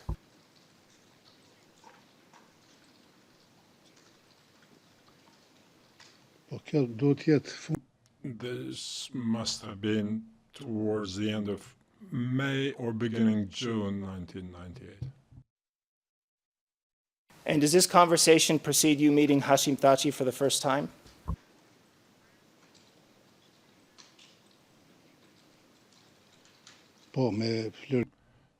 Yes, I met with Fleury, my nephew, in Pristina. He was a journalist of the magazine Zuri. We worked together. Then we went together to his house in Rahovec. This was the first time when we met with Mr. Thaçi. Page, it talks about that meeting, so that would be page 244 of the book. And just one moment. And here it says, after a short while, a tall young man arrived in Kosovo Liberation Army uniform, a short military tunic top. We greeted each other. He introduced himself to us as Commander Jarpri, Snake. Later, I learned that he was Hashim Thaçi, who was in the meantime appointed as the political leader of the KLA. You write after a short while here in the book. Does this happen the same day as the Flurim Gashi conversation on the previous page?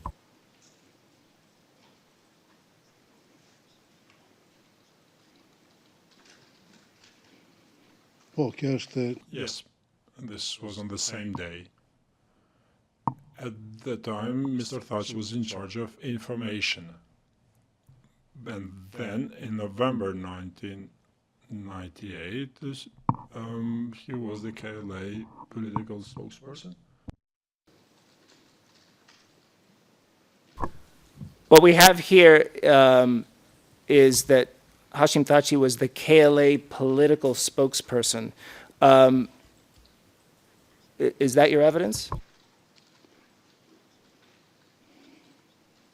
It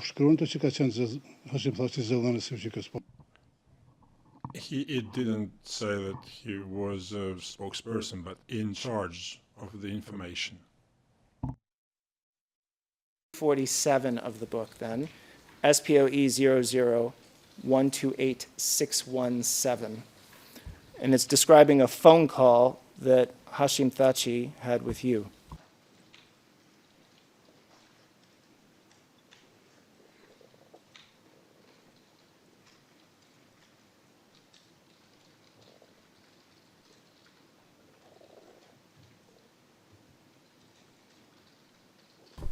Yes. So it says, on the night of 10th, 11th June 1998, very late, Hashim Thaçi telephoned me. Now, witness, I'll stop here. So is this about 10 days or so after your first meeting with Hashim Thaçi we were just discussing?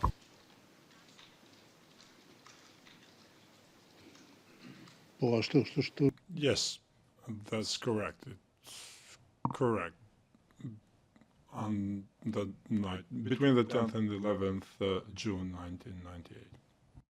Now, he said to me, the KLA General Staff has appointed Professor Jakub Krasniqi to be the spokesman of the Kosovo Liberation Army. Can you come to the Lapushnik Gorge tomorrow in order to carry out the interview with the KLA spokesman? Now, just to stop there, so was Jakub Krasniqi appointed the spokesman of the KLA, and you learned this on 11 June 1998?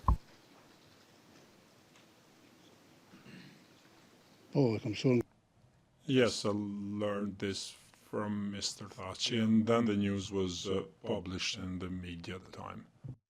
So now if we could open U015-8743 to U015-8935, and specifically page U015-8833.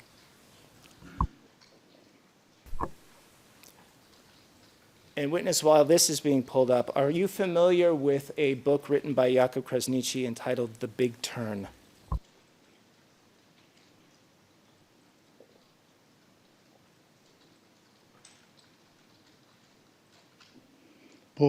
Yes. Mr. Krasniqi published this book. He offered me a copy. I read it partially, didn't manage to read it entirely. And this is what I've stated previously. Specific page in both Albanian and English would be U015-8833.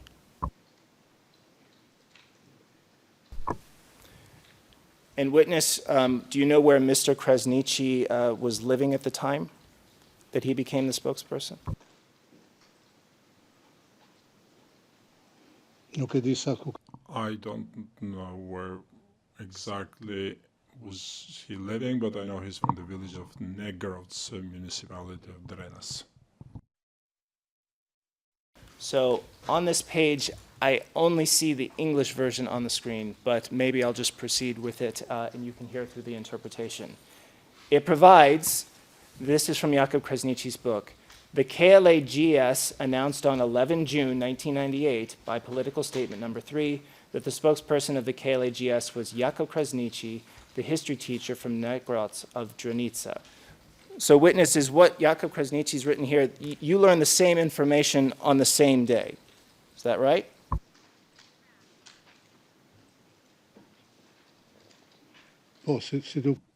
Yes, it would appear it's the same date. And it says a little bit further down on the page, and if maybe we could scroll. Jakub Krasniqi then gives the makeup of the KLA General Staff at that time, and he says this makeup of the KLA-GS was confirmed in the GS meetings held in Negrovc. Witness, are you familiar with GS meetings held at Negrovc around this time?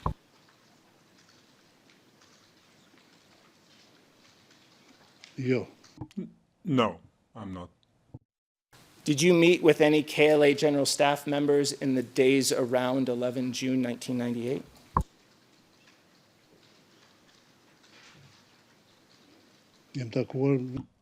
I met with Mr. Kadir Veseli in Negrovc before preparing the first interview with the spokesperson, Mr. Jakub Krasniqi, in June 1998. Now, witness, you made a map during the preparation session, is that right?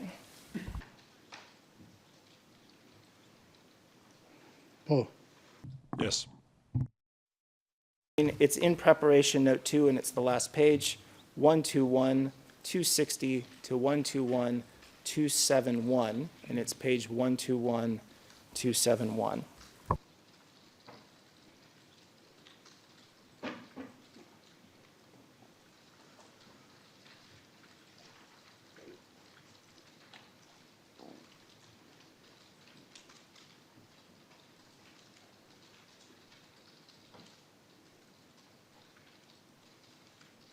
And witness, you talk at length in your book about this sequence of events. I'll just ask a few quick questions about geography, but the relevant pages of the book are 249 to 251 in particular.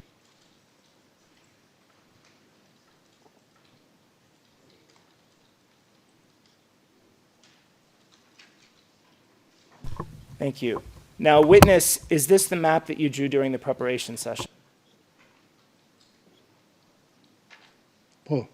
Yes. 13 June 1998, you met Kadri Vaseli at Negros, and then he made an arrangement for an Idris Husseini to drive you to Terpez. Is that correct? Correct. And in order to get from Negros to Klečka, was it necessary to go through Terpez at this time? Yes. So once at Terpez, as I understand it, you are then taken by Hazi Shala from Terpez to Klečka.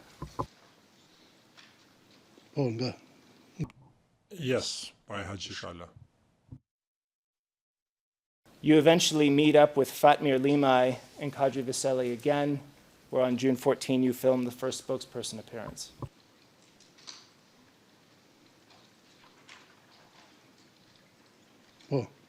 Yes.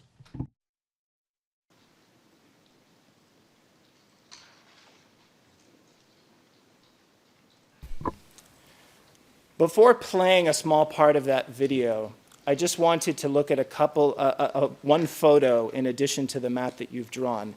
Could the court officer please pull up SPOE 00213798 to 00213-850, and it would be page SPOE 00213-800.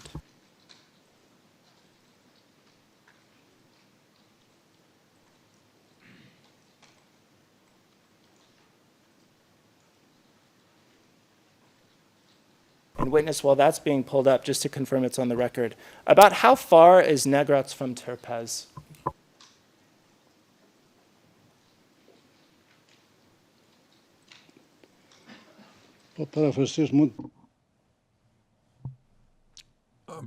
About 15 to 20 minutes drive, knowing that at the time the road was not asphalted, so you had to drive at a slower pace. So witness, on this page, what is the building on the far left, the leftmost building on the photo?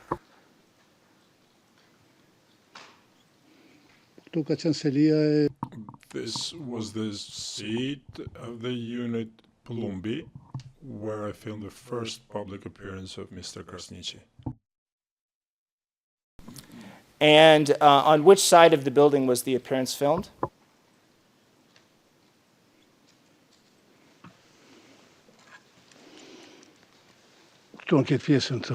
On this side. Now, there's a field in the upper left-hand corner that we can see in this photo.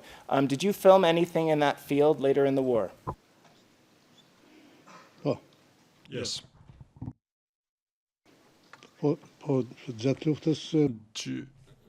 During the war, we filmed the solemn oath ceremony of the Kosovo Liberation Army for the purpose of the first documentary dedicated to the Kosovo Liberation Army. Honors, at this time, we would tender the witness's annotated map from the preparation session. This would be page 121271 of preparation note 2, as well as this aerial photo of Klečka, including the witness's annotation, which would be SPOE 00213-800. It's part of a broader photo array, but we only intend to tender that picture at this time. Any objection? No objection? No. The map at 121260, I'm sorry, 121271 is admitted.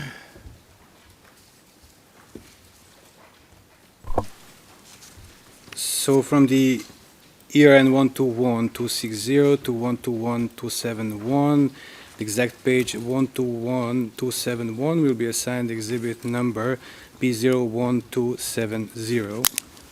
Thank you, Honors.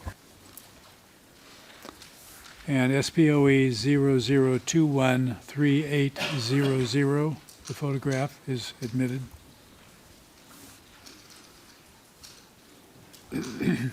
And this particular page being annotated will be assigned exhibit number P012 271. Thank you, Your Honors. Thank you. Now we'd ask if the court officer could please pull up P01255, which is a video, and specifically from timestamp 117 to 144. But once we get it on the screen, I'd actually like to pause for a moment before the video is played and ask the witness a question. The corresponding transcript page would be transcript page 1.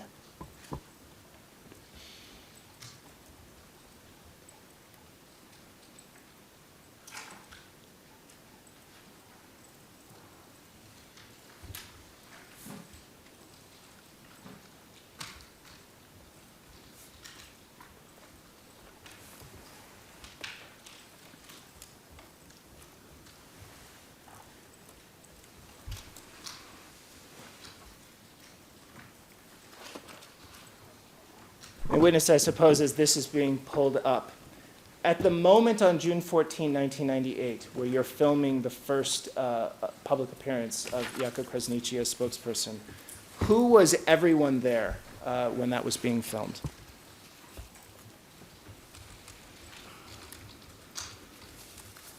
In the background, there was Fatmi Limay and Ferhat Shala. Behind the camera was Mr. Veseli.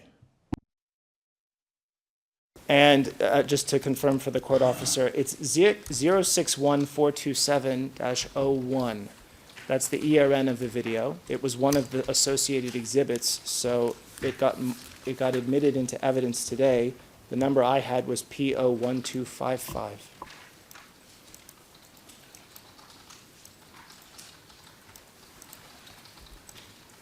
It's got to be 1255. We Thank don't you. have it, we have not made it to the 2000s yet. We will yet get there, but yes, thank you for the correction, Your Honor. 1255.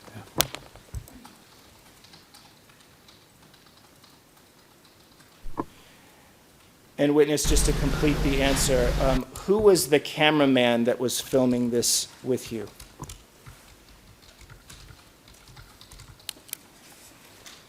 The cameraman was Abbas Reka. Minute 17-second mark of the video.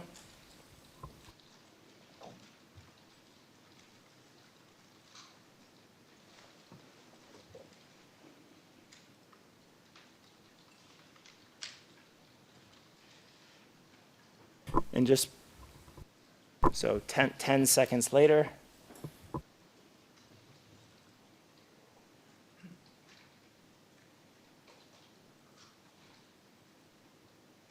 Thank you. Now, witness, just going from left to right in the still at minute 01:17, who are these people?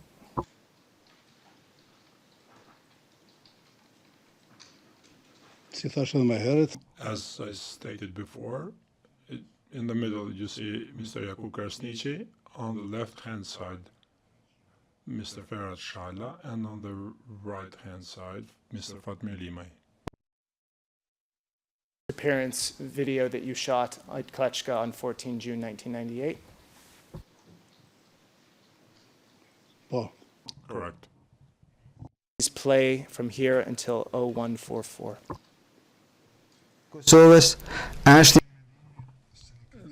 Is of the opinion that at this stage of that political pluralism at this stage of the war is a luxury. Our people need a serious political military force that fights for freedom, liberation, and unification.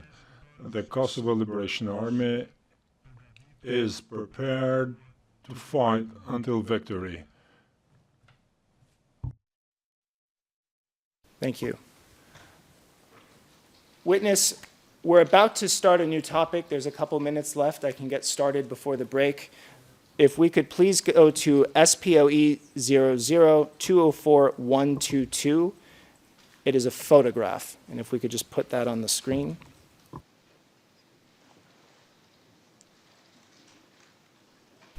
This photograph is also in the witness's book on page 350, but it's a blown-up version of the photograph.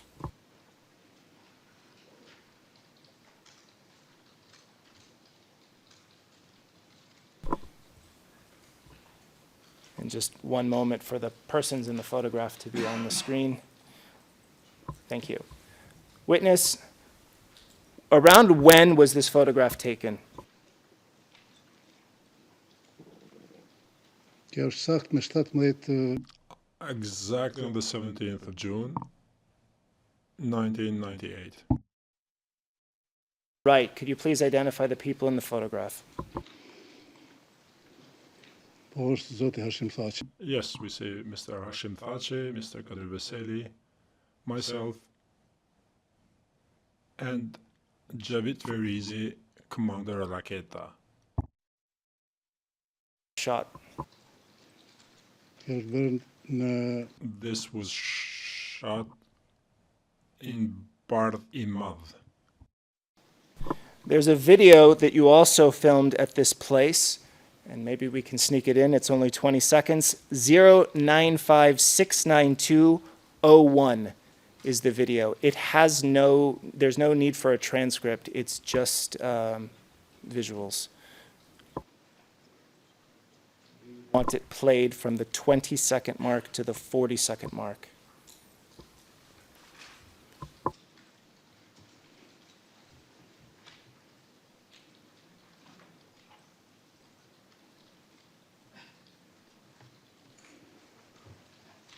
I kindly ask the year end to be repeated. Thank you.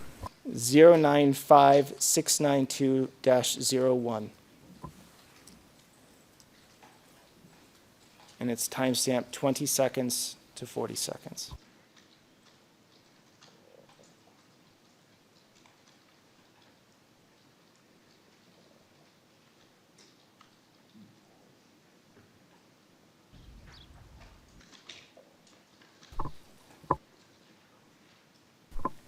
And if we can just play those from 20 seconds to 40 seconds.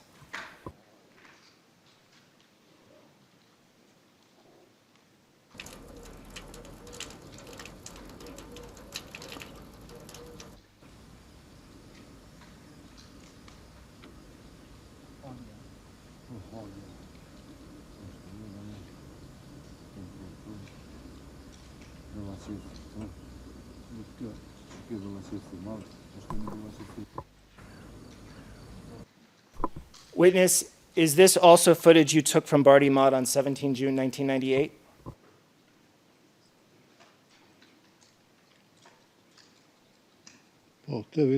Yes.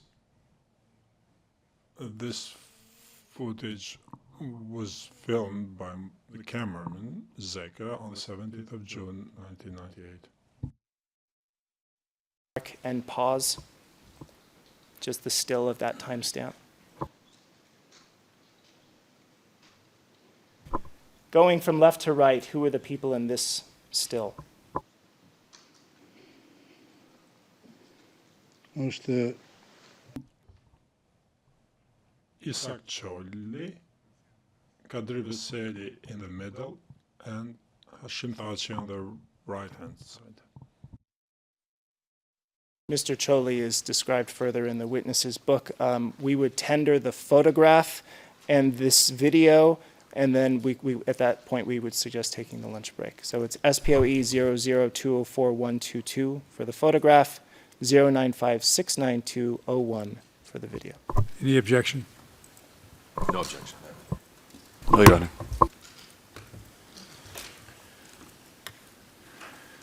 SPOE 00204-122 is admitted. And will be assigned exhibit number P01272.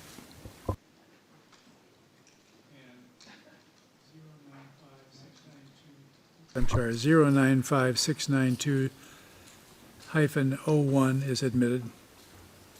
And will be assigned exhibit number P01273, currently classified as public. Thank you, Your Honors. All right, thank you. Witness, we'll take a lunch break now. It'll be an hour and a half. We'll be back here at 2:30. Thank you for your attendance. We hope you enjoy your lunch.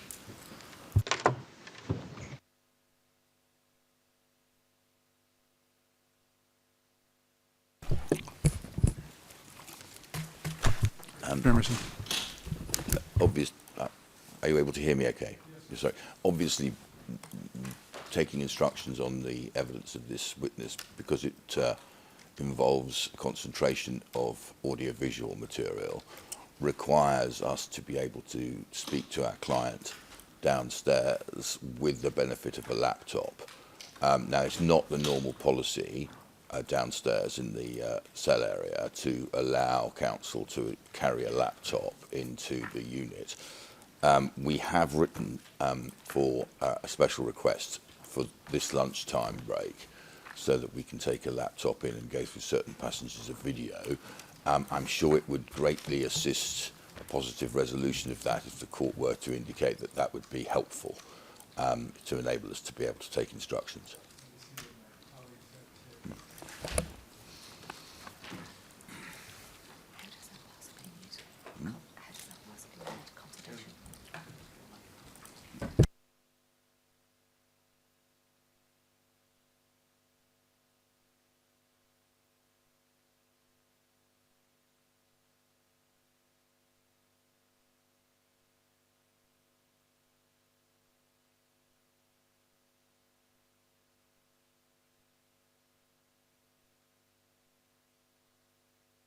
We assume this can be done without being on Wi-Fi. It can be done within the laptop you have. Yes, absolutely. It does not need Wi-Fi. Thank you. Thank you. So It'd be helpful, but we obviously don't want any kind of type of broadcasting through Wi-Fi, so. No. So the only, it's to avoid us having to ask you to take time out of court sitting time and do it in the courtroom. Yeah, we have no objection to it. Thank you very much. Yes. Mr. President, one other issue. I've emailed the SPO about an hour ago. The SPO on direct led evidence of the witness having notes of specific dates. And I noted in the email that in his SPO interview, the prosecutor says that he had been served with a subpoena to produce documents to the interview. We've checked. We don't have a copy of the subpoena. We'd like to be able to check the subpoena to see if those notes were subject to the subpoena and then explore with him on cross-examination in case they were. So we'd like to do that before cross-examination begins. Any problem with that? No, Your Honor, we'll Can provide we do it. that during the lunch hour? Yes. Fine. Thank you very much. We'll be adjourned until 1:30. All rise. Clock, I'm sorry.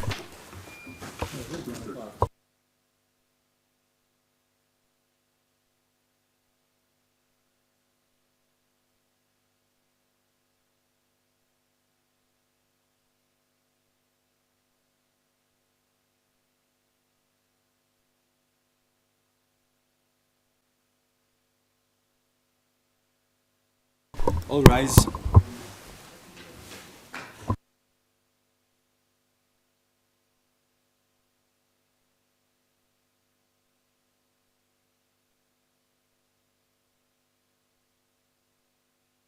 Please be seated.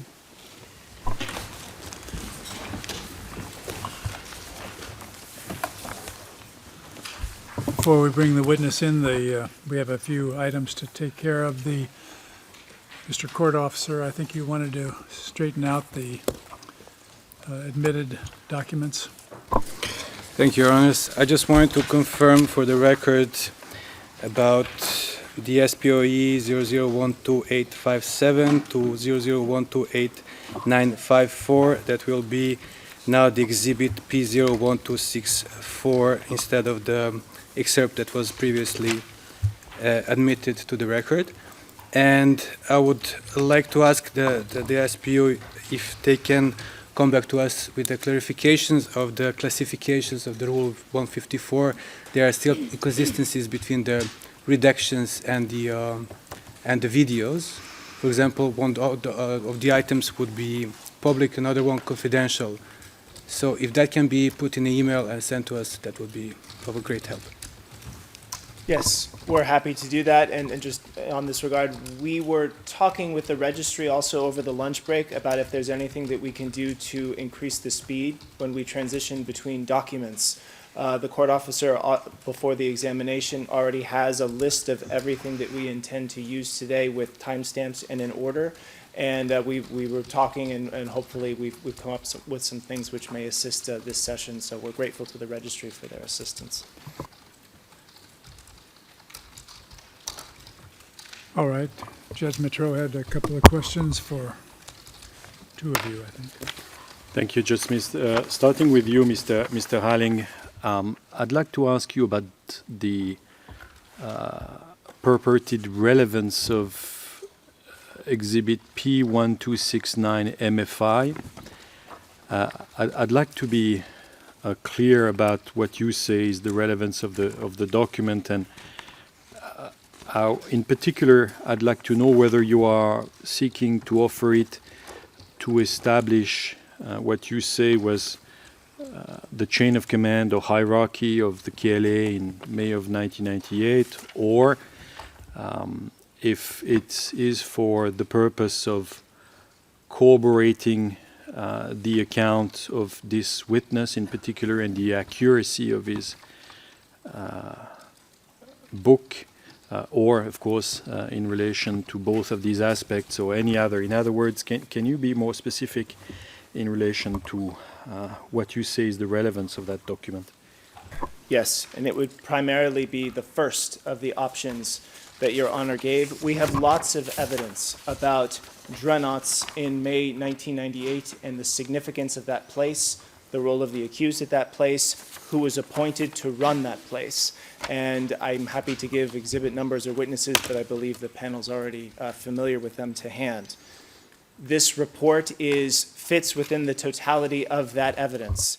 And the fact that this witness has identified his name and his contact number at the time is a further indication that it is authentic, because the KLA general staff that was in contact with this witness, one of its members has this found at his house. So it goes to bolstering the authenticity of the document.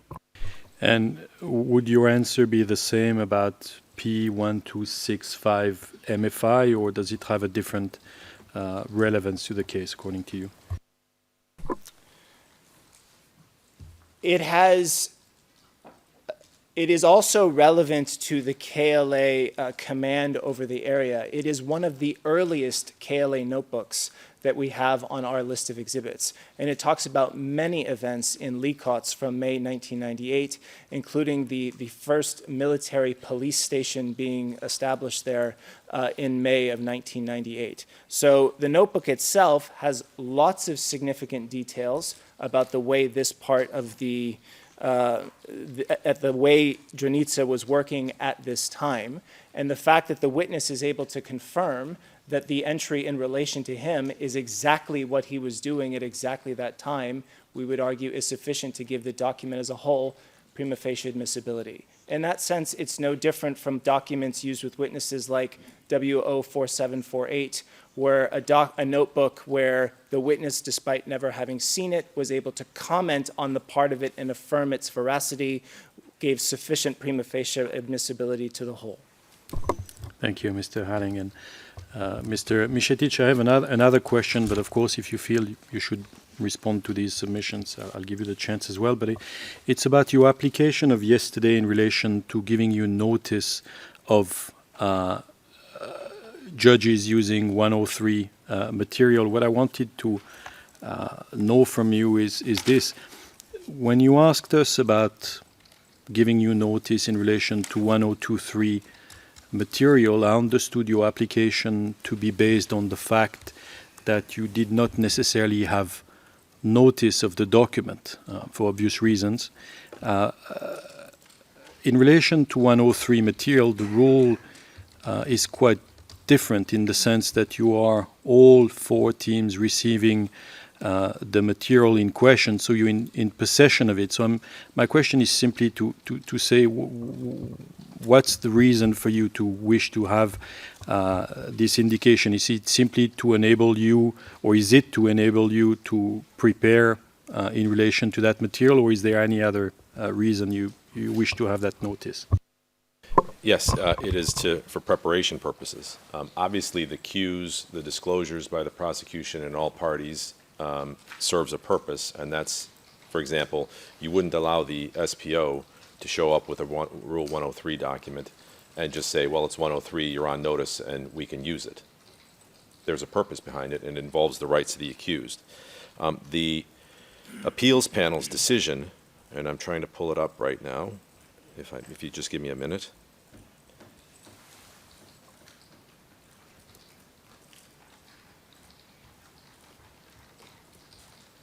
Yes. The appeals panel's decision on the issue of the questioning by judges at paragraph 32 did put a limit on judicial questioning. And it says, judicial questioning can be very broad,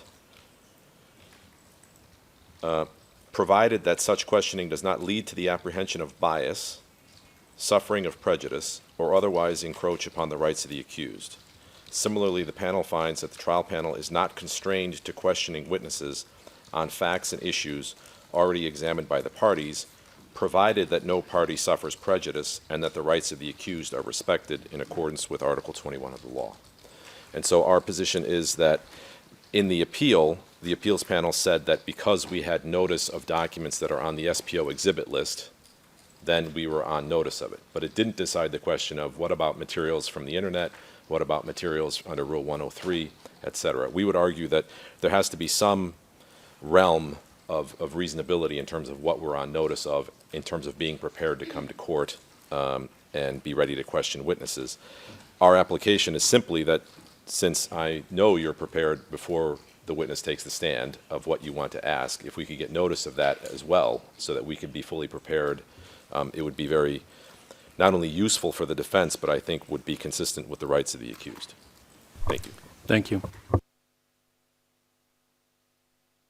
And Your Honour, I just want to repeat our objection at the very end of my objection to the notebook. And Mr. Halling said that this is no different from documents used at witness like W04748. And he said that the witness was able to comment on part of it, and that to us is significant. This isn't just one page that the witness is being asked to comment on, it's 2 lines in 1 page.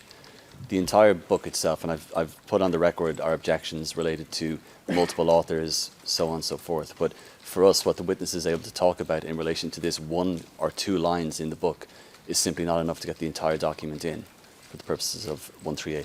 Thank you, Your Honour. Thank you very much. As to DHT 03942 through DHT 03946, ET plus Albanian, that's the one you talked about the relevance about this morning. Mr. Misitich, that will be admitted as requested. Please give it a exhibit number.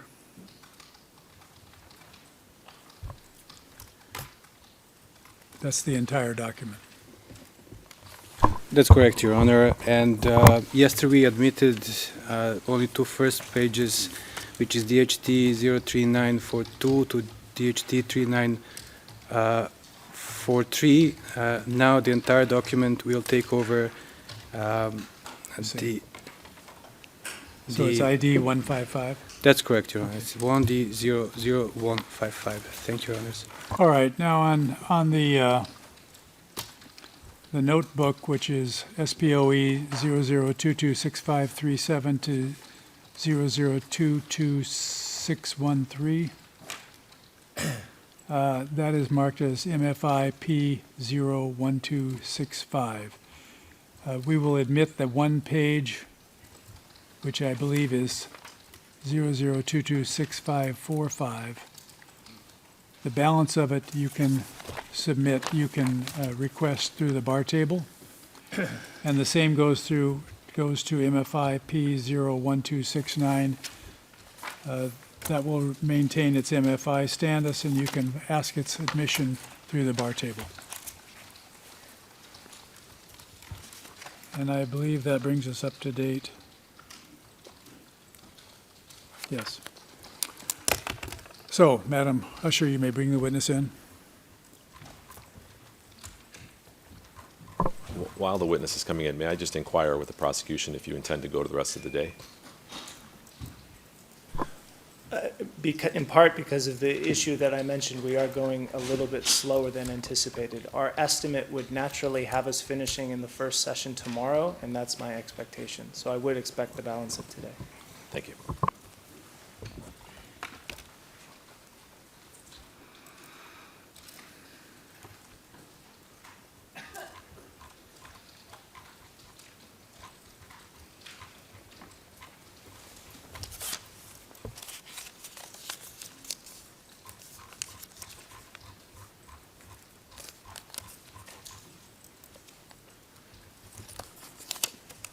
This is done.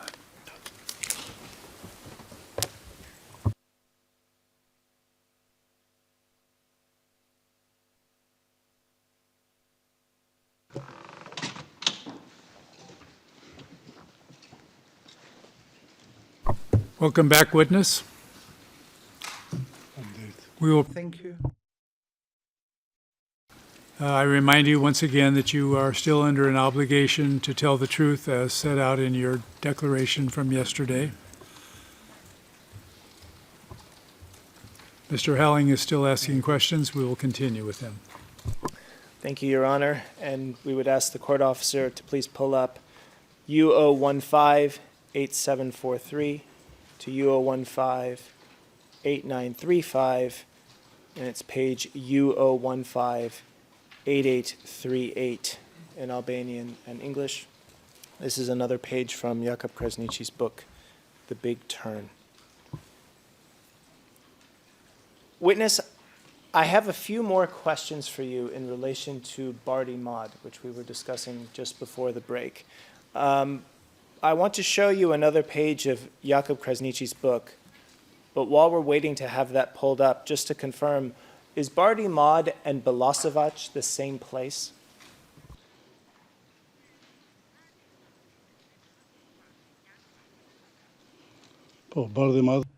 Yes, Bardimat is in Albanian the equivalent of Belatsevs in Serbian-Croatian language. It's the same place. And I understand that the KLA captured this area around 17 June 1998, correct? Yes. Why was this area of such strategic significance?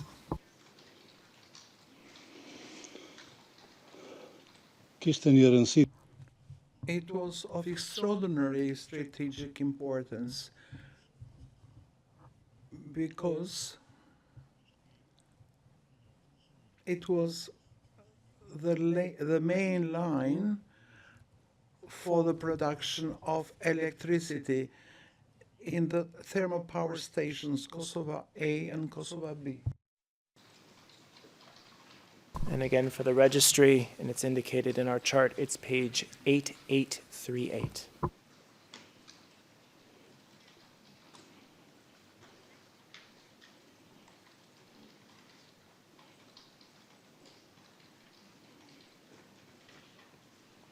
And witness, you said it was a main line for the production of electricity. It's a mine, correct?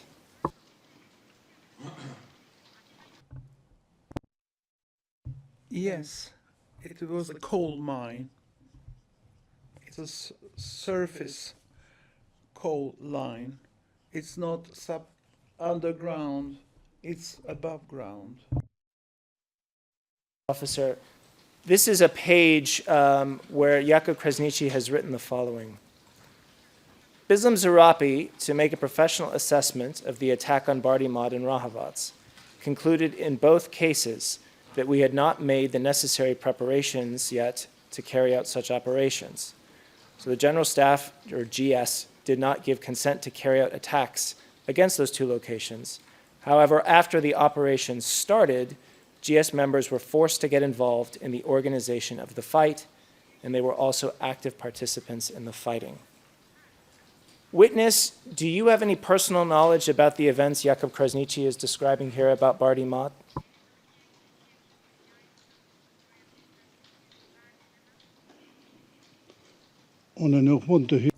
I cannot comment on Mr. Krasniqi's analysis.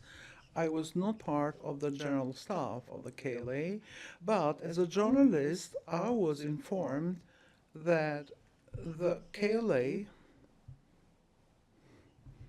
entered the coal mine in Bardimath and placed it under its control. Mr. Thaçi and Mr. Veseli did not take part in the fighting that took place in Bardimath, but together with the television crew, me and Abbas Zeka, we went there to shoot the situation there in this open pit mine. That was the main purpose of our visit, together with Mr. Thaçi and Mr. Veseli, only to monitor the situation and to shoot the images that we did in order to broadcast them also in the international media, from the AP news agency and Euronews too, broadcast the shots that my cameraman took there. I have to add that the Kosovo Liberation Army showed great will in its fight for the liberation of the country, but the ratio of the forces between the KLA and the Serb police and army forces was not favorable for the former, because the latter had an extraordinary potential of weapons, and the entire Serb apparatus was focused on fighting not only against the KLA but also the civilian population. It is a fact that the Serb police and army and the entire Serbian regime conducted over 400 massacres against the civilian population, killing over 10,000 civilians and violating 20,000 Albanian ladies. They're limited to the subject that I'm asking you about. So do you have any reason to dispute what Jakub Krasniqi has written in the excerpt I read to you?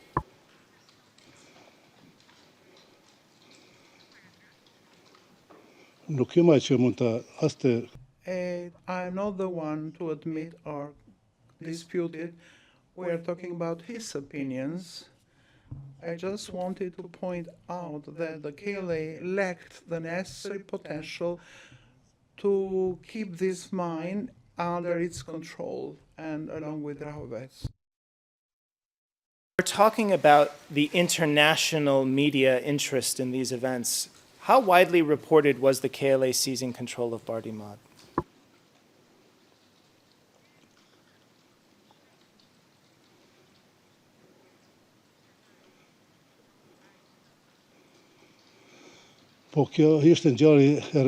It was a very important event for the international relevant diplomatic factors.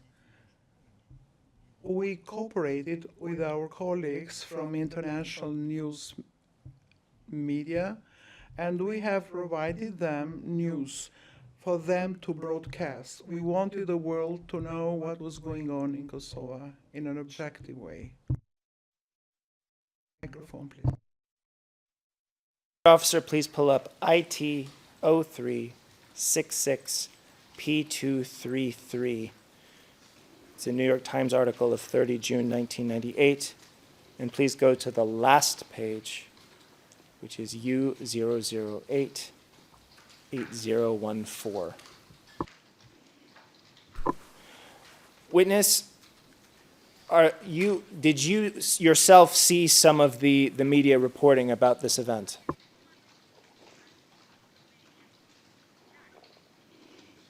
Yes, I did see the images broadcast in international media outlets like in CNN, BBC, Euronews, and other international media. So did you see references in that media to the KLA kidnapping several Serbian mine workers in this Bardimad seizure? No, I didn't have any such information. There was fighting between the KLA unit and Serb forces and the security forces in Bardimath. I didn't have more detailed information. Here, for instance, it says in the New York Times, the rebels took over the and mine workers, halting all mine production. You never saw this reported in the international media you were referencing.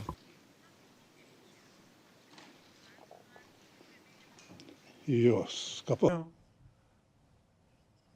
We didn't receive such newspapers at that time in Pristina.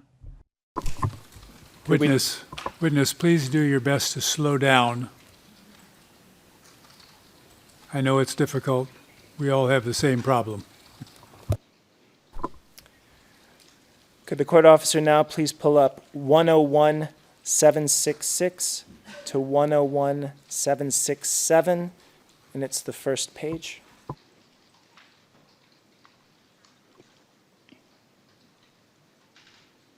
Interpreter's note, the speaker is kindly asked to indicate exactly the line that he's reading from, as we don't have it highlighted. Thank you.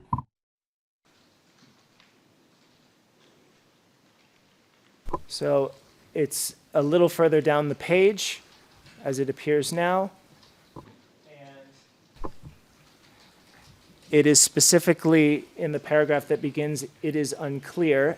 And the last sentence, and witness, I'll read this for you through the interpretation.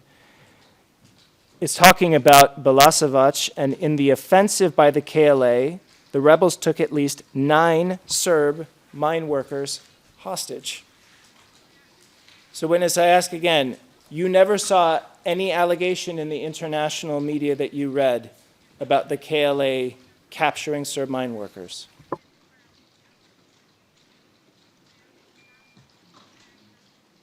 No. I didn't receive such detailed information. We only saw some images depicting the open pit coal mine of Bardimath. Could we now pull up 101-600 to 101-600? And as that's being pulled up, witness, did you hear about this information about captured Serbian mine workers anywhere, even beyond the international media?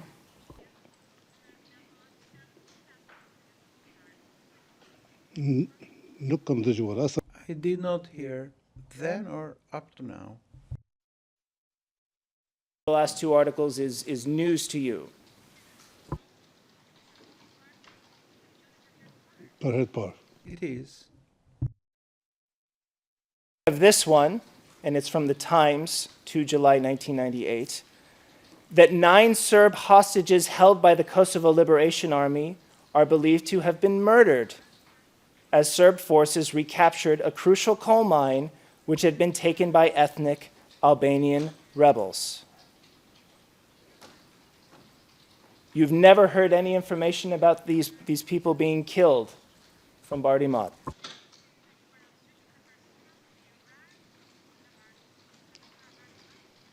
On your thirst. I already told you, and I'm repeating, I didn't hear this then, and even now, no, I haven't. I put it to you that anyone as familiar with the international media on this incident as you say would have inevitably seen these kind of allegations one way or another. How do you respond to that?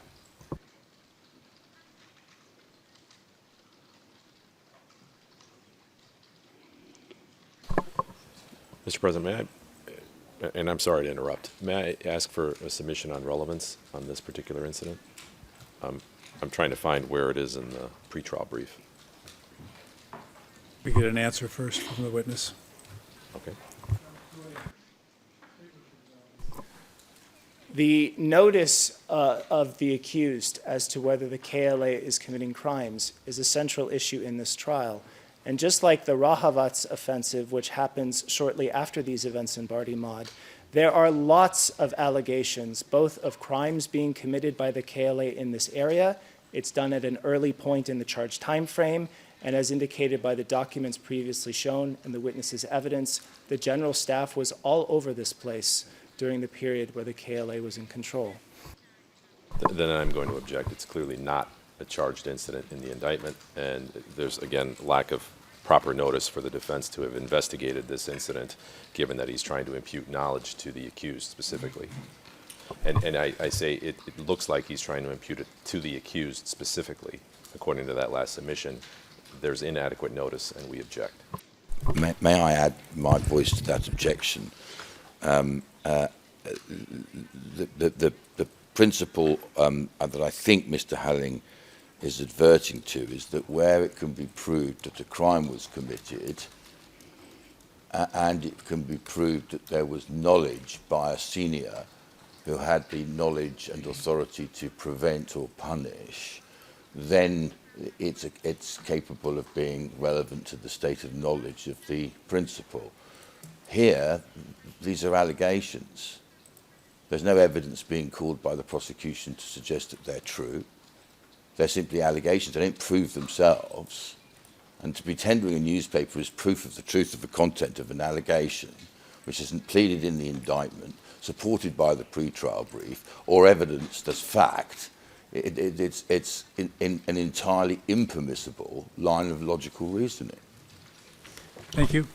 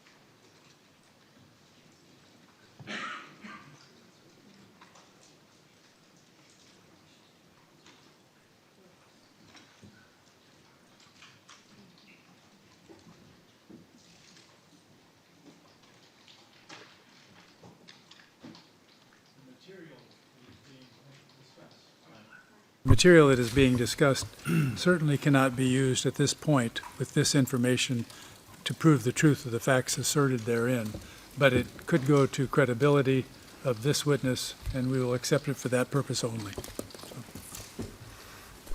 Thank you, Your Honor. The proposition I put to the witness was never... I wasn't very clear. The objection's overruled. I followed.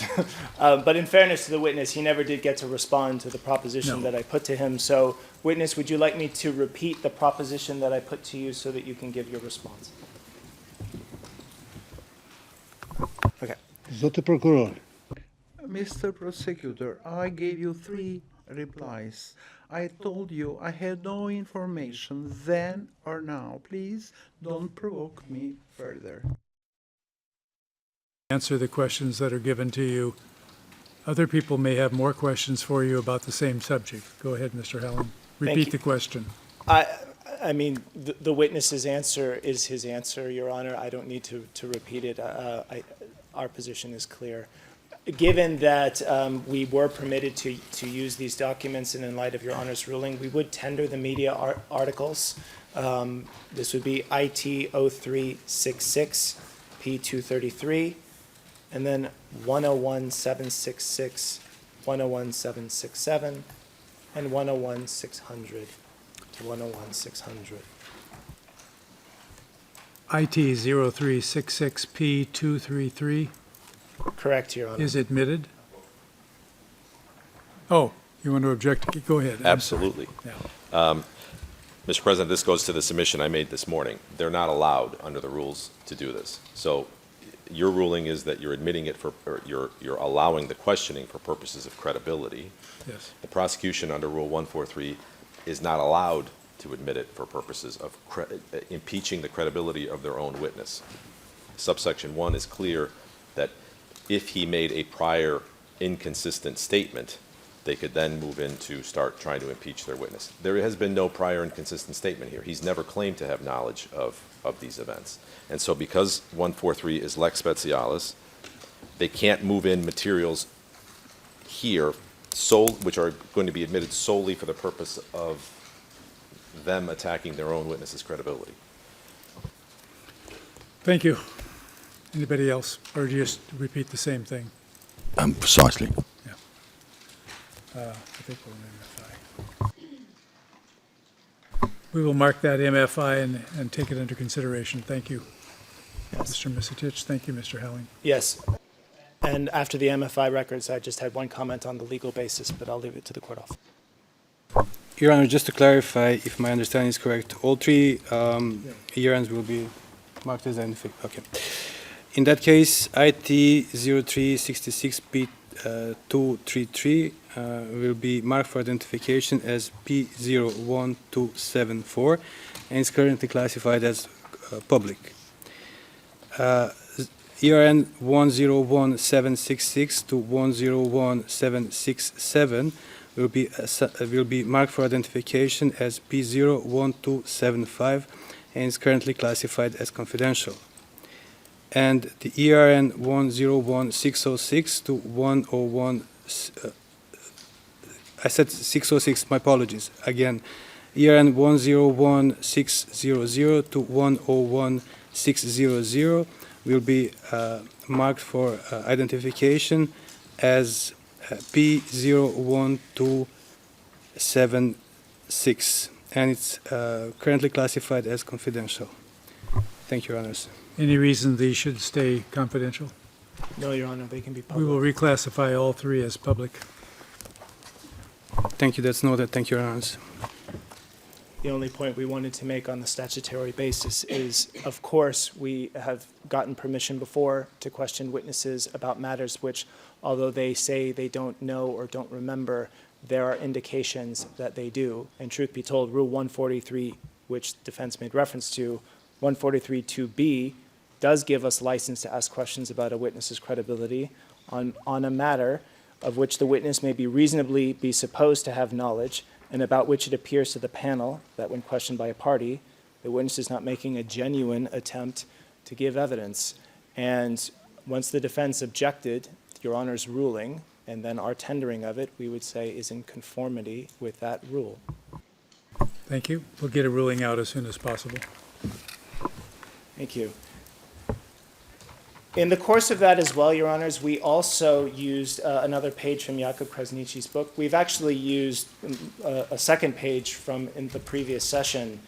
This book has been admitted already in parts. It's partly, I believe, at P189, P729, P765.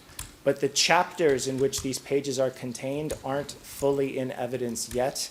And just to clean up the record on this point, we would ask that at least those 14 pages covering the ones I indicated, which would be U015 to 8828 to U015 8841 of the longer book, U015 8743 to U005 8935, that they be admitted so that the pages read can be understood in their full context. Any objection to that tender?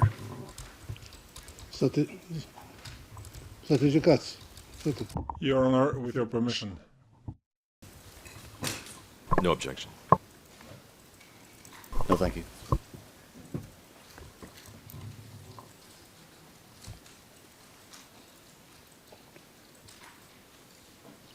Your Honors, we ask only that the pages shown to the witness be admitted.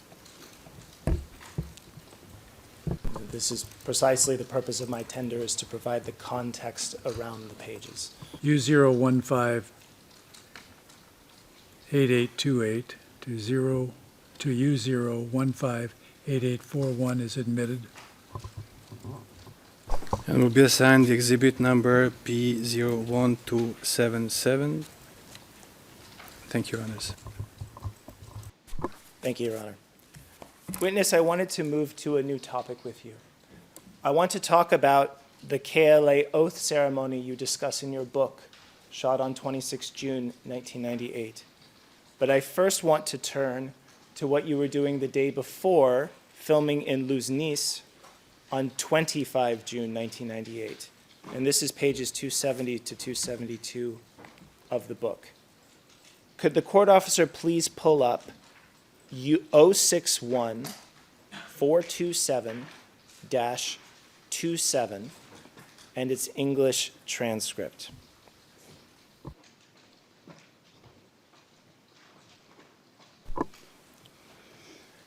Witness, while this is being pulled up, did you conduct interviews in Luznica on 25 June 1998?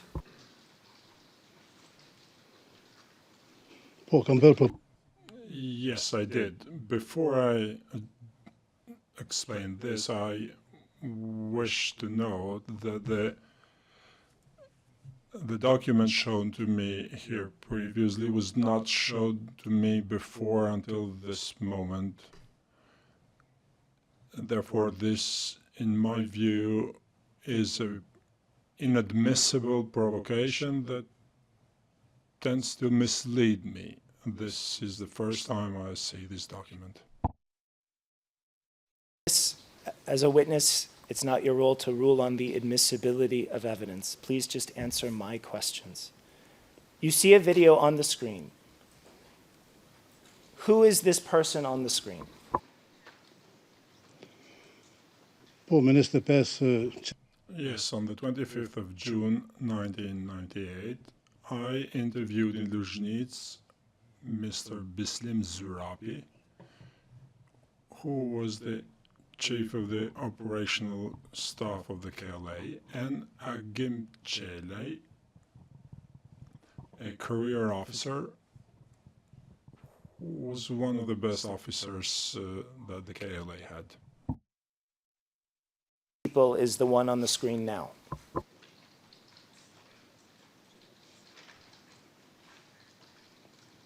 Bislim Zurabi. Thank you. Now, if the court officer could please play this from here until the 1 minute 4 second mark.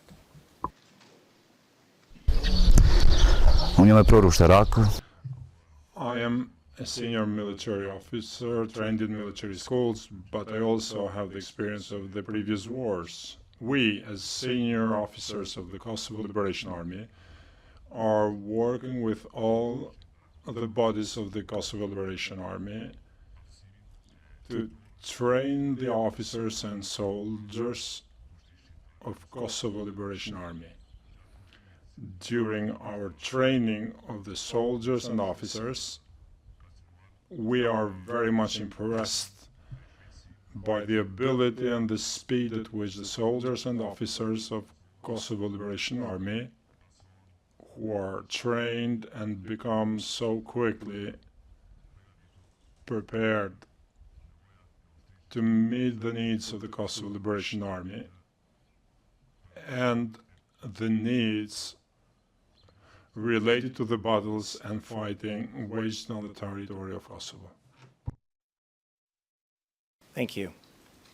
Now, could the court officer please pull up 061 427-26 and its English transcript?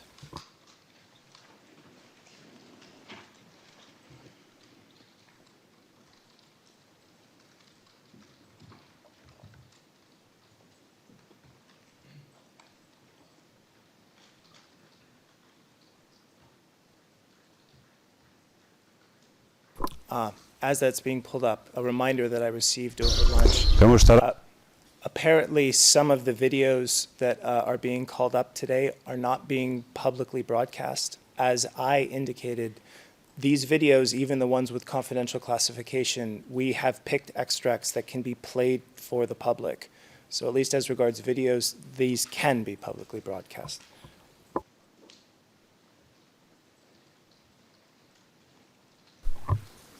The court agrees with that. And witnesses, the transcript is being pulled up. Who is this person?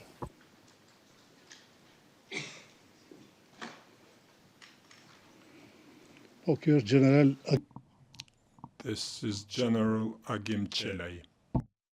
Also from Luzhnitsa on 25 June 1998.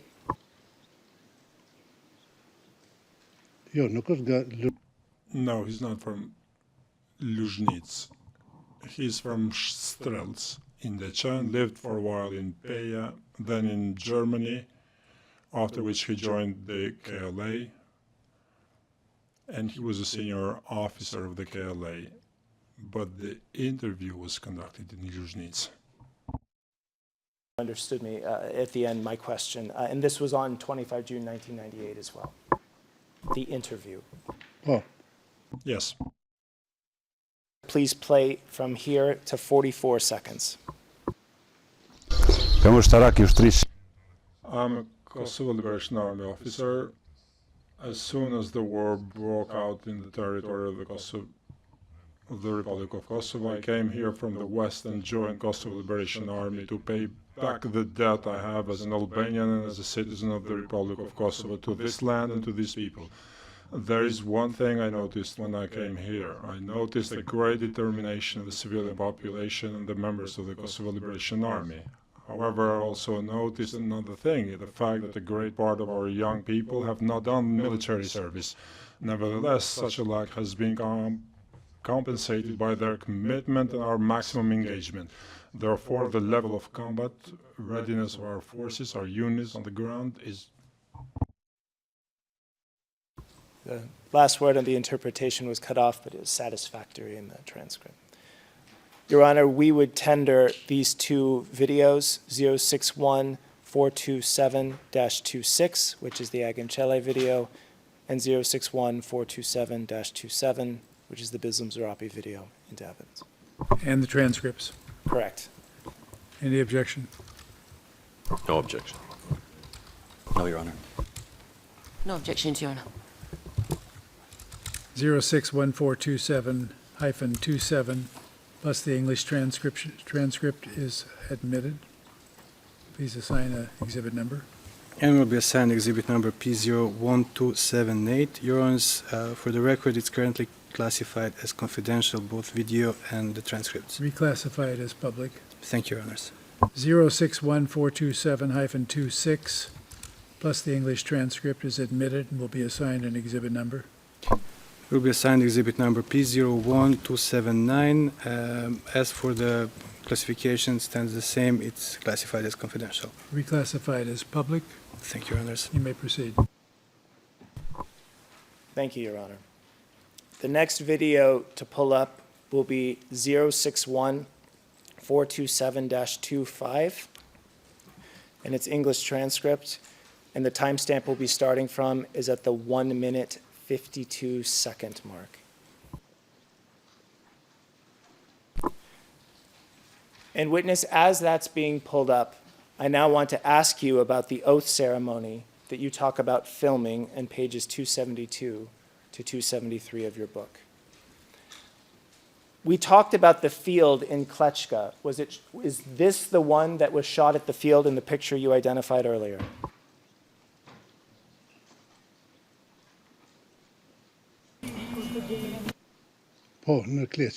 Yes, in Klečka on 26 June 1998.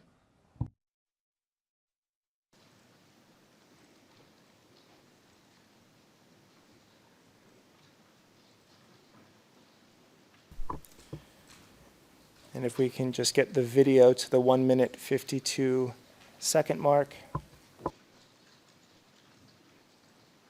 It would be page 2 of the English transcript.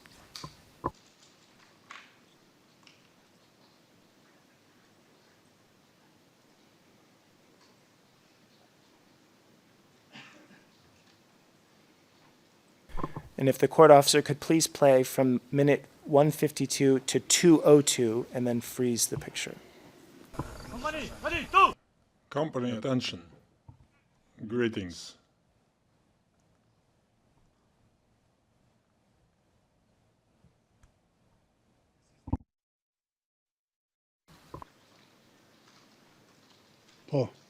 Correct. Who are these people? Commander Musia Shari, Commander Fatmir Limay, and Commander Ismet Yashari Kumanova.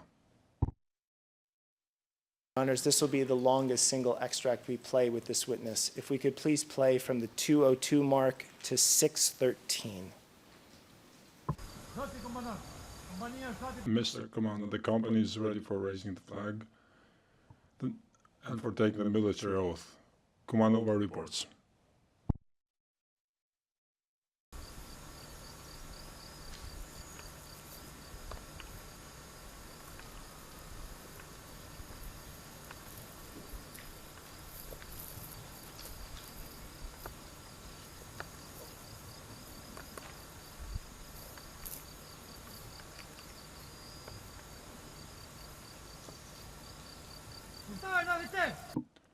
Soldiers and officers, honor. Honor to you. Attention.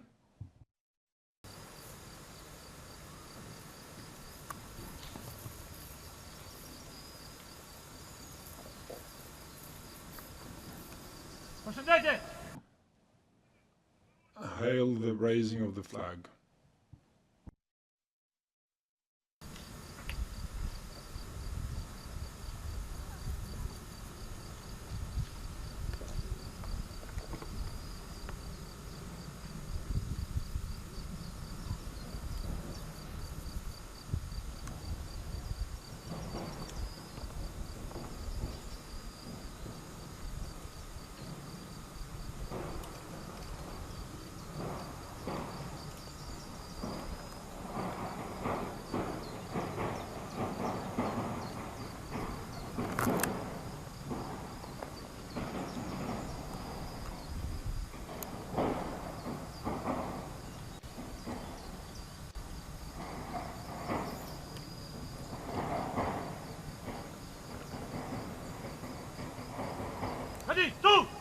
Attention.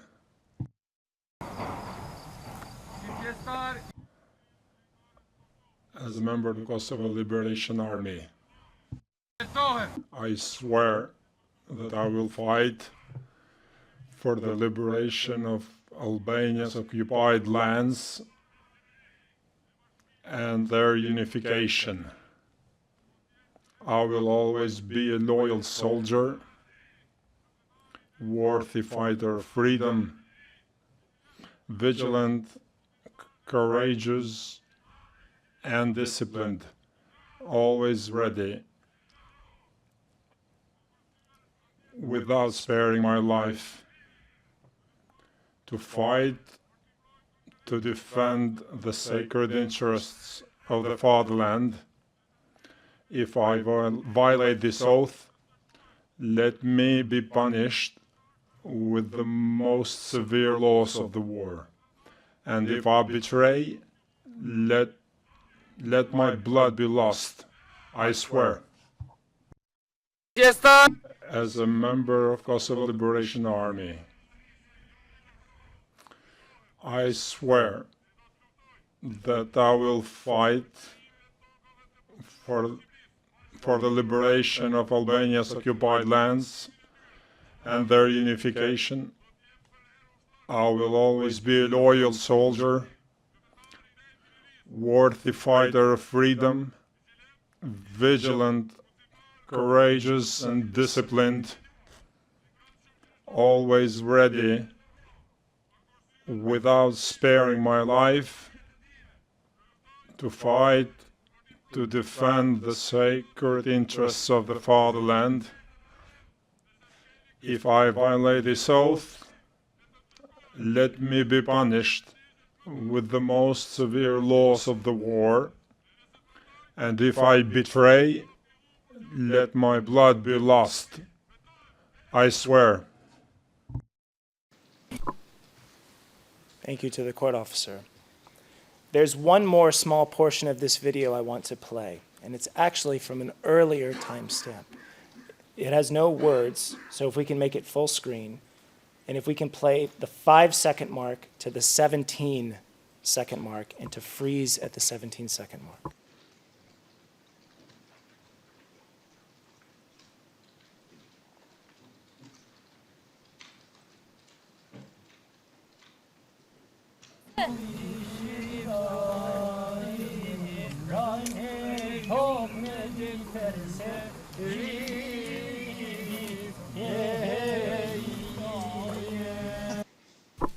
Witness, is this footage of the KLA talking before the oath ceremony that we just saw on the 26th of June, 1998?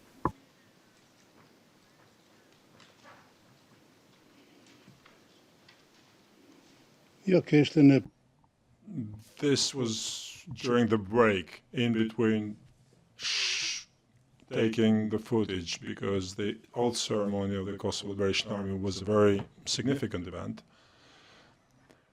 However, we were ill-equipped. We only had a small camera. We couldn't use different angles for the footage or microphones, so we needed to have a break with the cameraman during the shooting of the oath ceremony. So this was one of those breaks.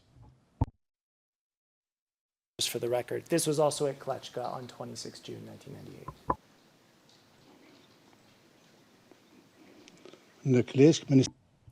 In Klečka on the 26th June, not 25th, 26th June 1998. The gentleman in the white shirt around the middle of the photo is sitting in a circle. Who is that person?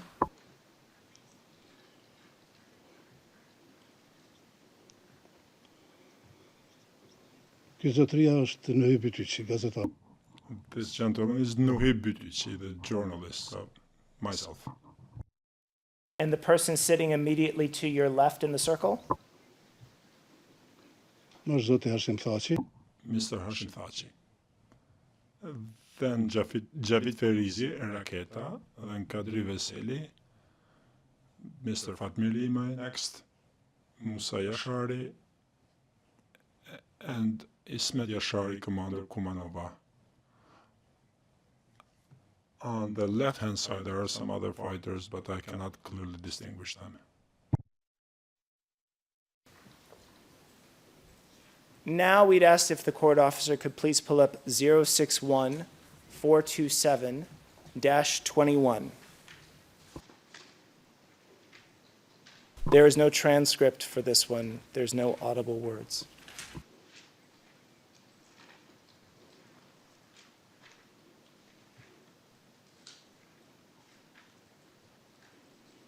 The audio is audible. Okay, this was a song sang by KLA fighters. Songs with KLA fighters used to sing, and this was some sort of a hymn for the KLA. Of what I'm going to play next. Yes, if the court officer could please play this video, which does indeed have music in it, from where it is now to the 2:13 mark.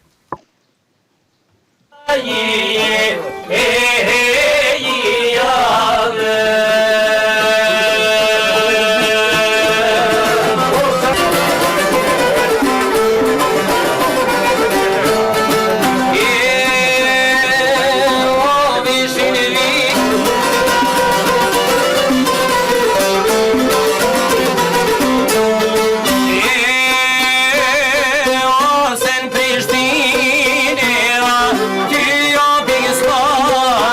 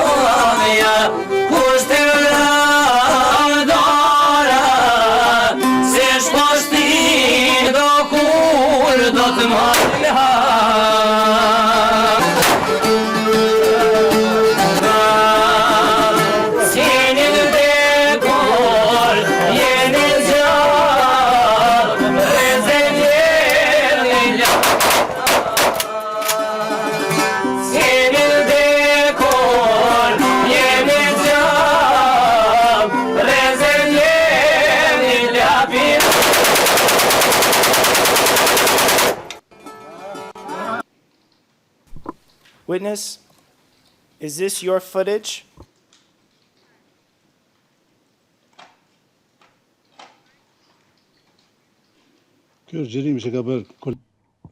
This footage was filmed by my colleague, Abbas Zeka. When was this filmed? This was in the village of Bai, in the municipality of Malisheva. This was the wedding of Nasser Krasniqi KLA fighter. So on the 26th of June 1998, on the same day of the oath ceremony. This was a wedding ceremony. It was the first time during the war when a KLA fighter was getting married, and it was symbolically significant and important. This was a signal that the Albanian people would continue growing, that the liberation war would be triumphant, and we participated in this wedding. Second mark and just mark as a still. Witness, I'd just like your assistance in identifying the people who are at this event. So who are the two people on the screen here, from left to right? This is Commander Shukri Buya, and Nasser Krasniqi was getting married on that day. During the war? Yes, Bakim Fino. Mark?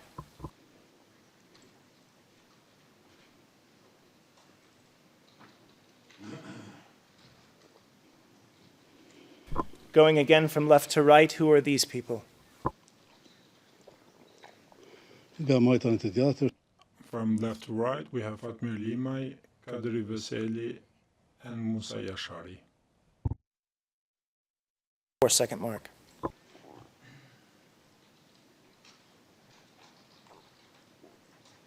Once again from left to right.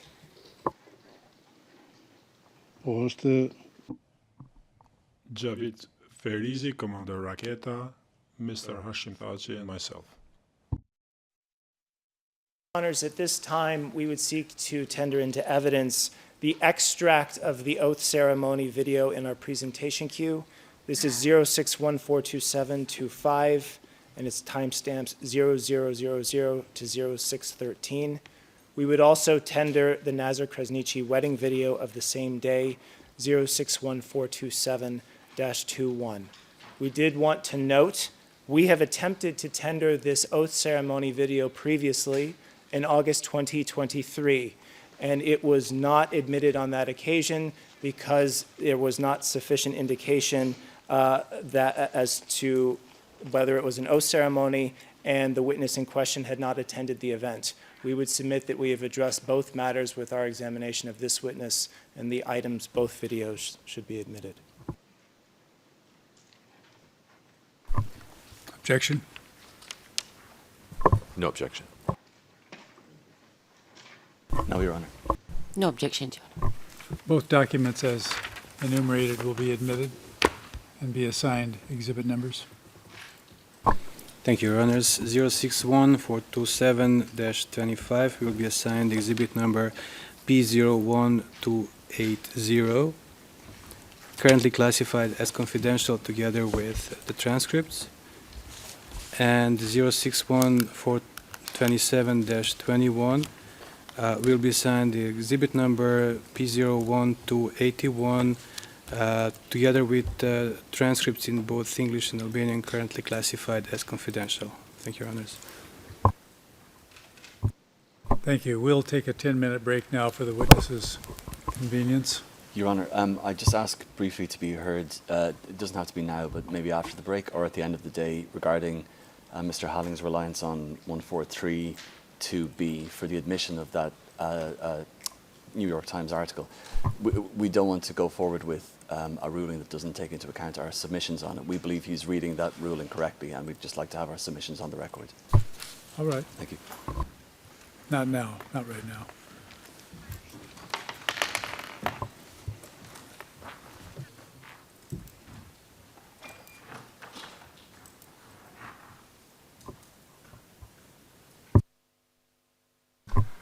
We're adjourned for 10 minutes. All rise.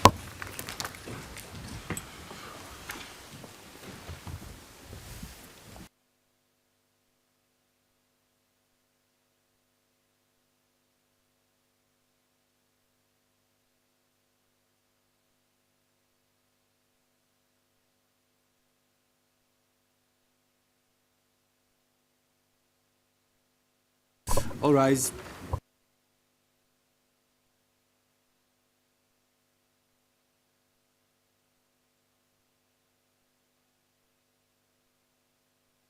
Be seated.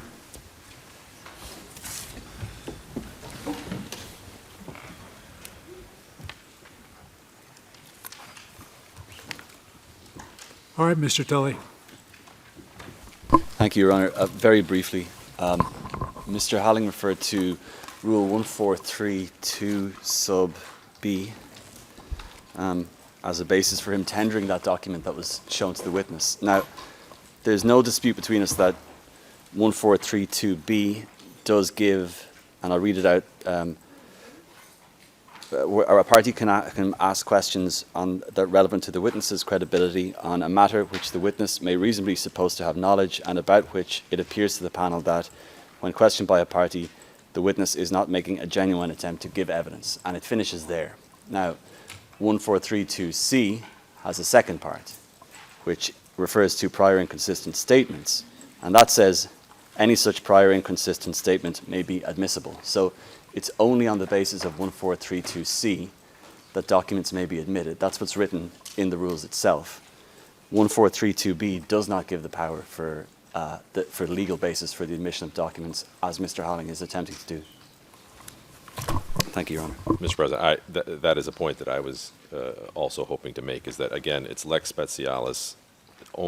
The only part of that entire rule that allows document admission for purposes of impeaching one's own witness is in Part C of subsection 2, and it only refers to a prior inconsistent statement. Now, without even getting into the debate about what is the meaning of prior inconsistent statement, these are newspaper articles, so they can't even conceivably be considered as prior statements of the person, and so therefore, again, we would ask that they not be admitted.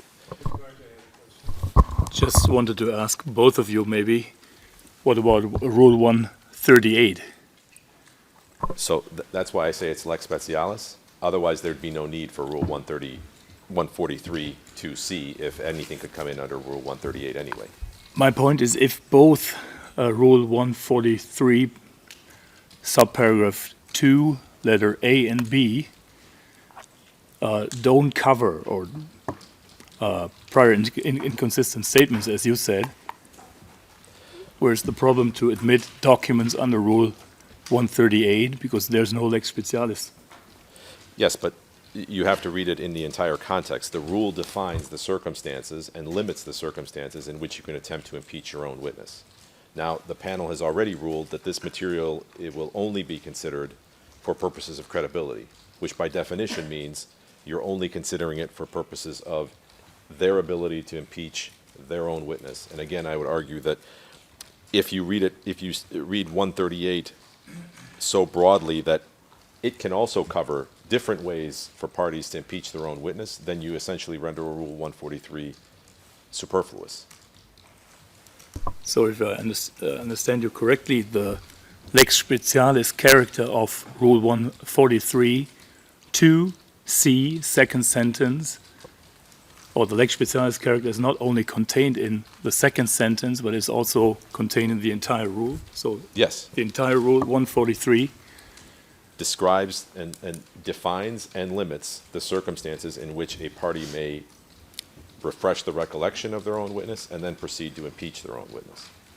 Otherwise, I can't see why it wouldn't be superfluous. Why is it there if under 138 you can put anything to your own witness to impeach them for credibility purposes? Mr. Bisic, I don't want to engage into a long discussion, but just one brief point or one short point.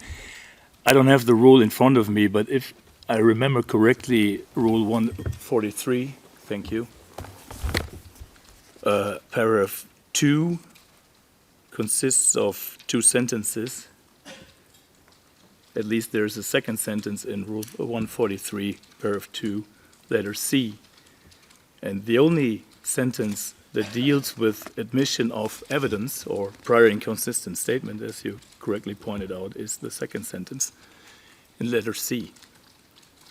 So all other, and I think you also correctly mentioned that, all other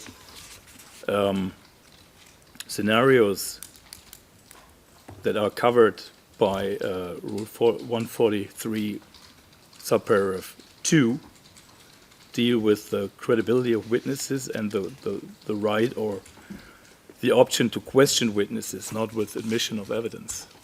Yes, but if you look at the second sentence of subsection C, and you start from the proposition that Rule 138 allows any form of impeachment evidence to come in, then that presumably would have already included prior inconsistent statements. So if the drafters wanted you to be able to move in anything, including prior inconsistent statements, there would have been no reason to add that second sentence there. I think I understood now your point, and thank you for the clarification. Thank you. Can I just? You can respond. I don't want to cut off Your Honor. Yeah, I can Right, I'm sorry. Yes, thank you. I have two questions on the lex specialis point. What would you say to the proposition that Rule 143(2)(c) is there to address the controversy as to whether a prior inconsistent statement is admitted for the purpose of the truth of its contents, or only for credibility, which is a controversy which has been going on for some time? And secondly, what would you say to the notion that the first sentence of 143(1), which reads, the examining party may ask questions to the witness and may show the witness any document or other evidence in compliance with these rules, that applies here, because the examining party wants to show the witness a document, not a prior inconsistent statement.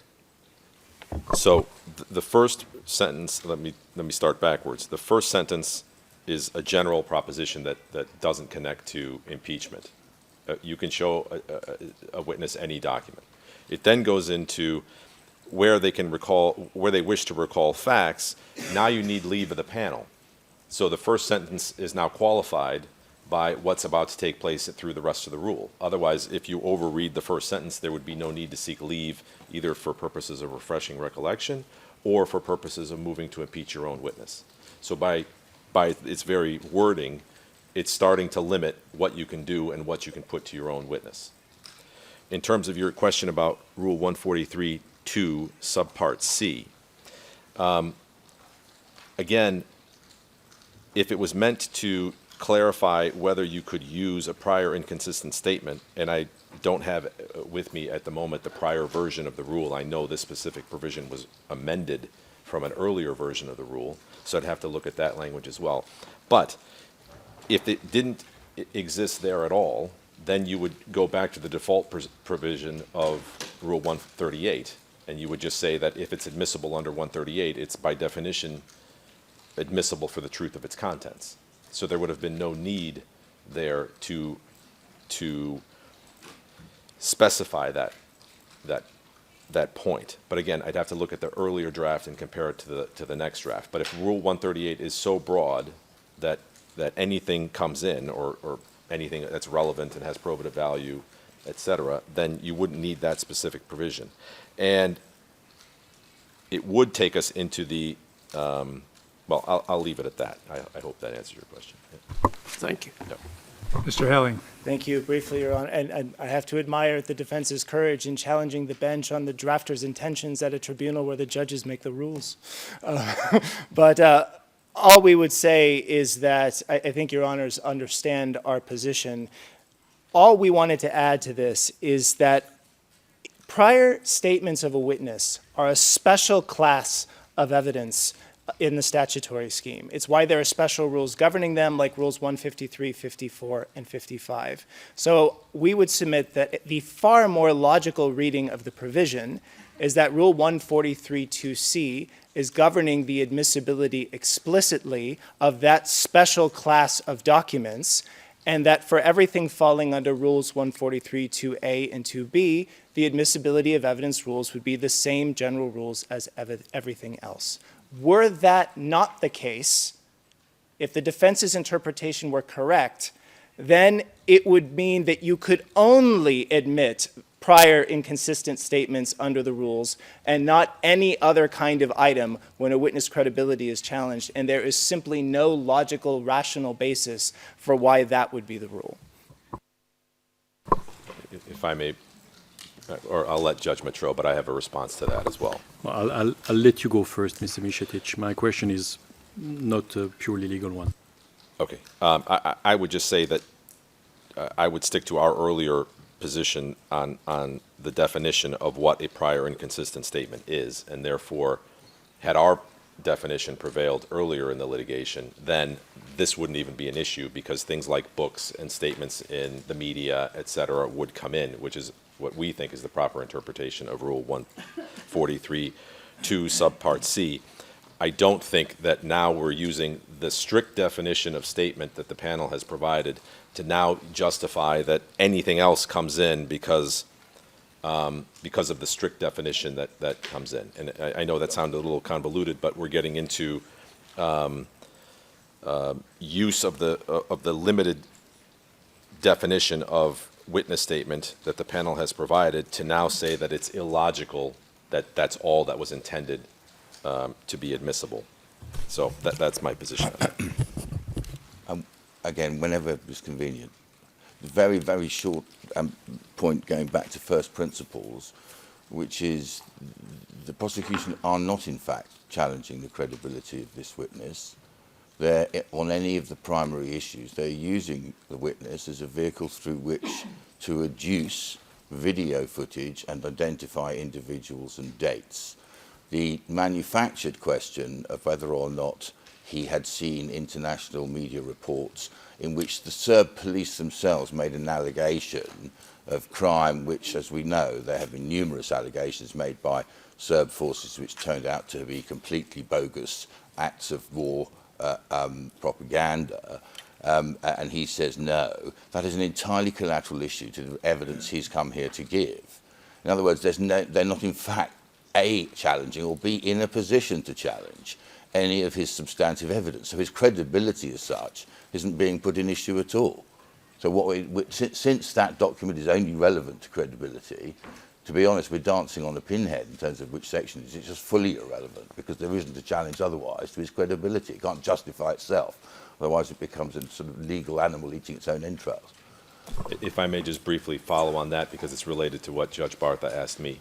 138 now comes into play because precisely for that reason, as you balance the prejudice to the accused by this whole issue coming in versus the probative value of it, I do think that in this case, the prejudice does outweigh the probative value. You're being asked to say that the witness is not being truthful about an event that the prosecution cannot attempt to prove happened because it's not pleaded in the indictment. So you're relying on a newspaper article without having any basis to know whether what was printed in the newspaper articles is, for example, Serbian propaganda or whether it actually took place.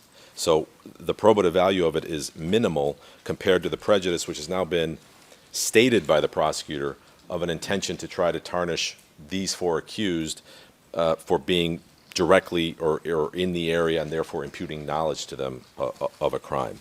And it's actually unfair to the witness because whether he's credible or not on the point depends on whether the event actually took place, which isn't going to be litigated in this trial. Mr. Harding, I have a less metaphysical question to ask of you.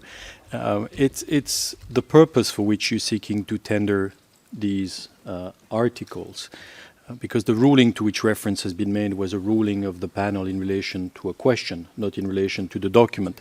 So I want to be clear, are these documents tendered exclusively for the purpose of impugning the credibility of this witness, or are they being tendered for broader purposes, including, as I might have understood your submissions, to establish what you say is the knowledge of the accused of allegations of crime within the ranks? The purpose by which we wanted to intend them is indeed the broader purpose just identified by your honors. We appreciate that there's a possibility that the ruling on these items may be that they're admitted, but only for the purposes within the scope of the questioning on credibility. We think it's relevant to credibility also. We would obviously like it to be admitted with as few restrictions as possible. Thank you. Obviously, just for the record, then we object to both bases that they're seeking admission for. Mr. Misetich, I just wanted to give you an answer to the question whether the second sentence was contained in the previous version of our rules. It was not. It was added in 2020. So the previous version from 2017 did not contain the second sentence. Just to be clear, if I may, Mr. Helling's answer, stripped of unnecessary words, is we wish to rely on these newspaper articles as evidence of the commission of the crimes, because without that, his entire submission falls. Now, not only have you already ruled that would be improper, but it's absurd. Without any attempt to prove the underlying facts, how could a newspaper report ever sustain an allegation that events took place as alleged in a newspaper report? And then from that, a suggested connection to these accused because they were standing in a photograph 3 weeks before in a similar location.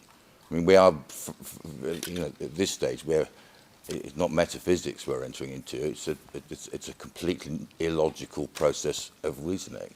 If we were to allow the prosecution to proceed in that way, they may as well, be descending into trial by newspaper.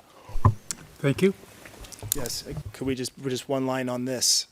What Judge Matreau asked me about was not whether it goes to knowledge of the accused of allegations of crimes within the ranks, which is a slightly different purpose than the one Mr. Emerson just said. I'm afraid there is no distinction, because knowledge of the report of the crimes presupposes that the crimes occurred.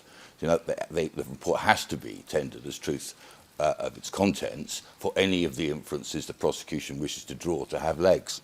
I'm afraid Mr. Halling's position is entirely untenable. We need to get back to the witness. Please bring the witness in.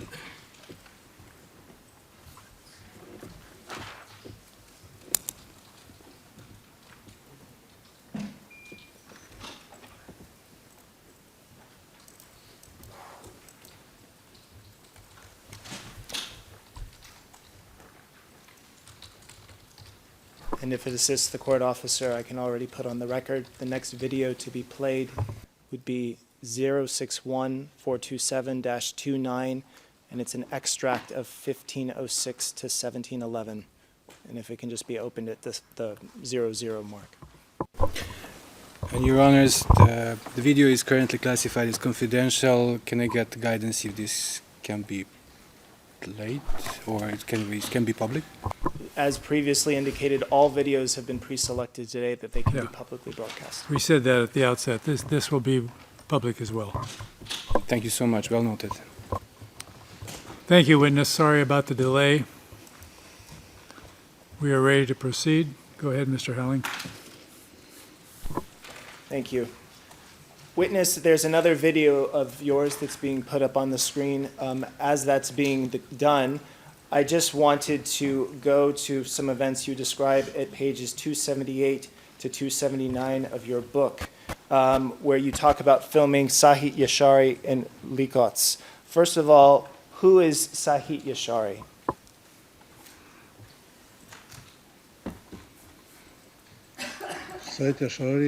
Sahit Yashari was one of the first soldiers of the KLA under the command of the legendary commander Adem Yashari. Full screen. And witness from the first timestamp with the car with the PU 101A, are you able to tell from where, when this footage was shot and where?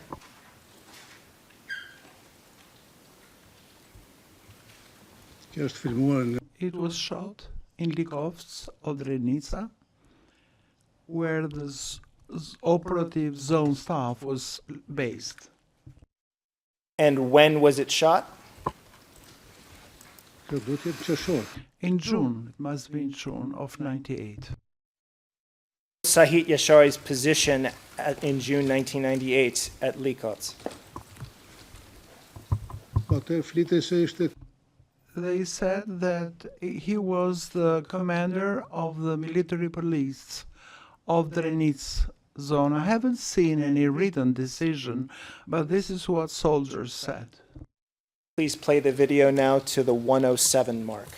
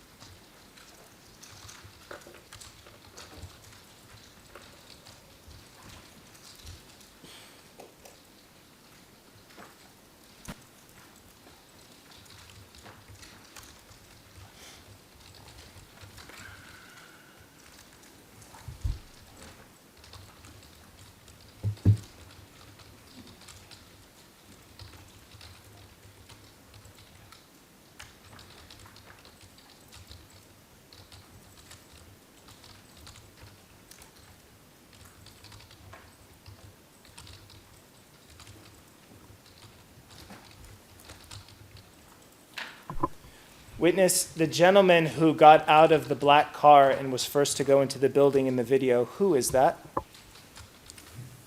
He was Sahit Yashari.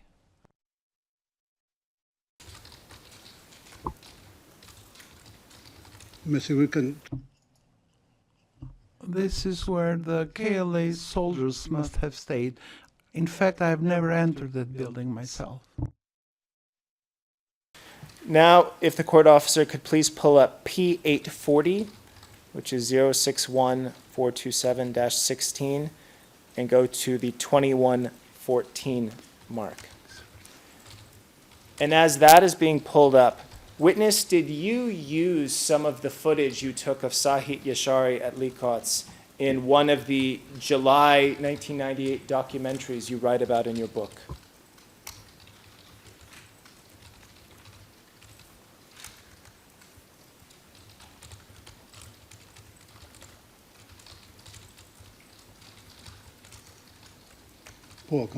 Yes, I did.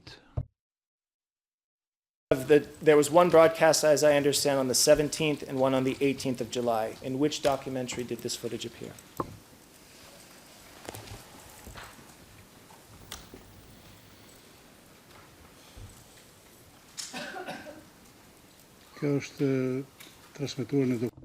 On the documentary of dedicated to the KLA broadcast on the 18th of July 98 in the Albanian television. 2114. You can see Sahit Yashari, but his words are easier to hear in this version. And if we can play from 2114 to 2130.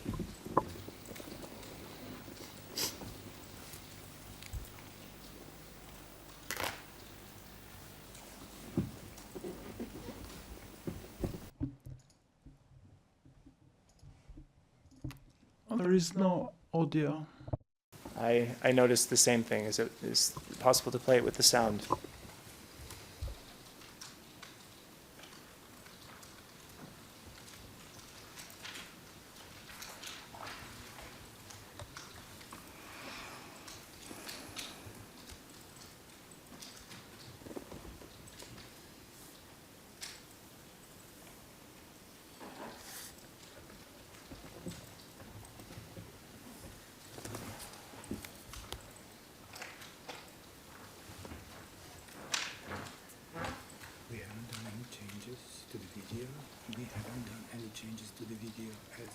played the previous excerpt. This one has been played and there is no sound. There's no sound. There's no sound. Okay. There is sound in the version in legal workflow as we've done it, but we can work around it by just reading into the record. Sahit Yashari said, "The military police of Kosovo Liberation Army are professionally prepared and always ready to carry out the orders given by the General Staff of Kosovo." And actually, this could be played with the sound off as well. If we can go to 2035 and play from 2035 to 2057. of the video that's on the screen now.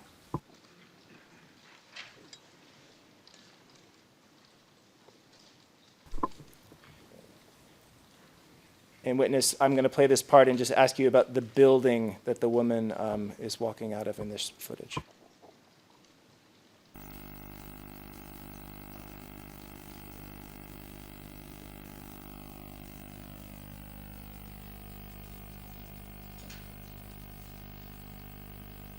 There is no sound here either. Yes, I understand that, but my question is just about the building. What is this building that the woman identified as Irfet Spahiu comes out of?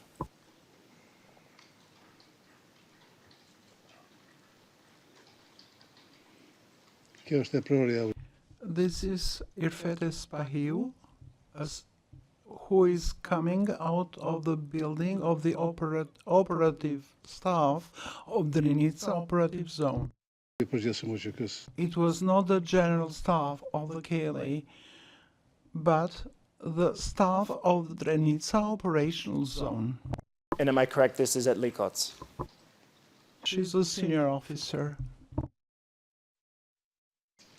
Sorry, just to get an answer to my question, just to confirm this is at Likots that you're describing now. Yes, it is in Likots of Skanderaj municipality in Drenica. Last 5-second part of this video from 22:55 to 23 minutes. Again, no sound is necessary.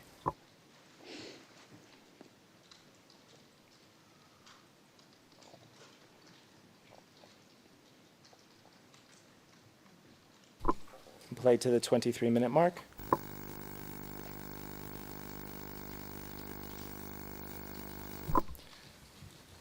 And am I correct, this is also from the 18 July 1998 KLA documentary you made?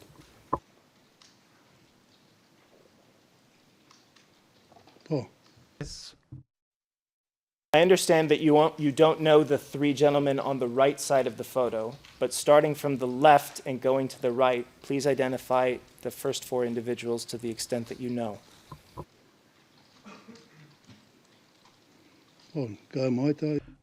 The first on the left is Yusuf Gashi, albeit Commander Basha. Then General Shaban Shala, hero of Kosovo. Jem Gashi, albeit Germany. And the one in the middle who is speaking is Bedri Zuberay. The other three I don't know. I don't remember their names. And in where this was shot.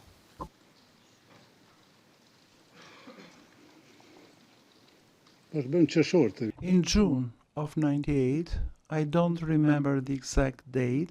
I haven't mentioned it in my book also. As I said, I didn't keep a diary, so I'm not precise.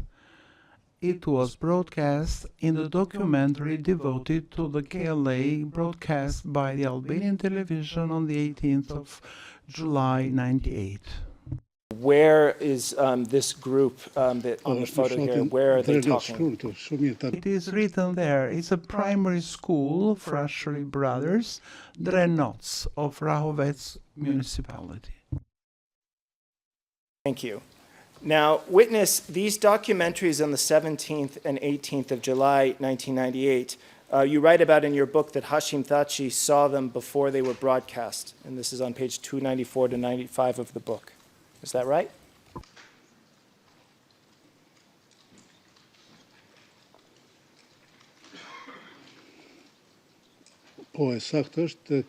That's correct. This was my idea, my request, since I had worked for a while as a journalist at the television in Pristina. But this was the first time that I was doing my job in combat circumstances and settings.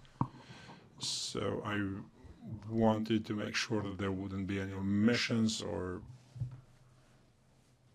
with respect to informing the wider public about the Kosovo Liberation Army. in order to portray the Kosovo Liberation Army as a serious army, for it to then obtain the support of the wider support of the public. But this was my request, not Mr. Thaçi's request. As I have stated in my book and in my statement to you, I was an independent journalist. I did not allow anyone to get involved in my professional work. I took into consideration opinions, assessments, but I never accepted other people to dictate what I would broadcast or not. So I am fully responsible for everything I have produced. 17 and 18 July documentaries, were they identical, the version Hashim Thaçi saw, to the one that was broadcast? But Yes. Identical, no changes whatsoever. As prepared in Pristina, then sent to Tirana and broadcasted without any changes having been made. Book that Hashim Thaçi was satisfied or pleased, I think was the word in the book, with the documentaries, correct?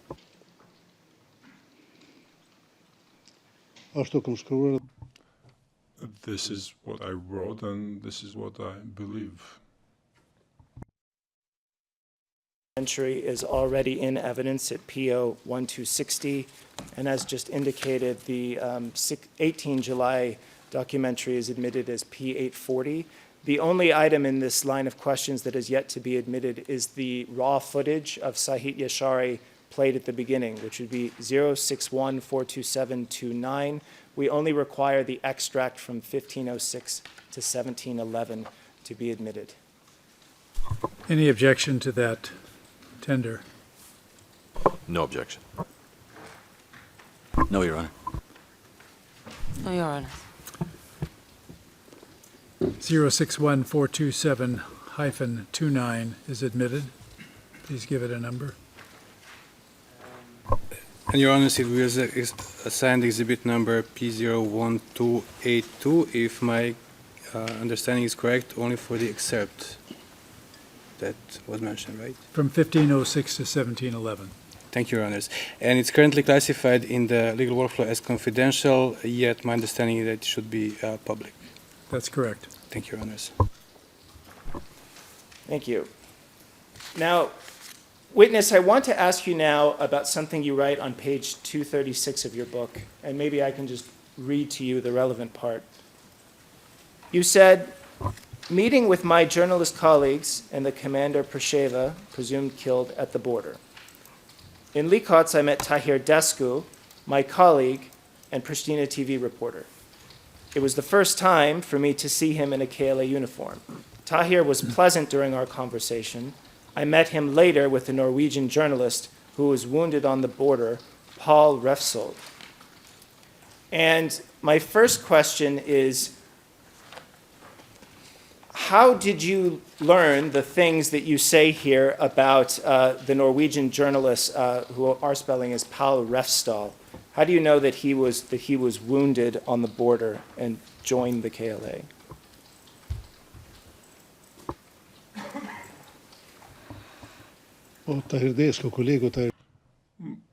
My colleague Tahir Descu informed me.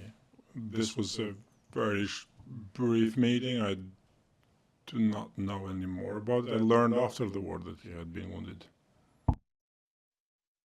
Quotation, because I cut it off and didn't put it on the page. The full sentence in the book is, I met him later with a Norwegian journalist who was wounded on the border, Paul Refsold, who had left behind his comfortable life in Norway to join the KLA. And witness, I understand that you're not aware that Paul Refsdal wrote a book about his time in Kosovo. Is that right?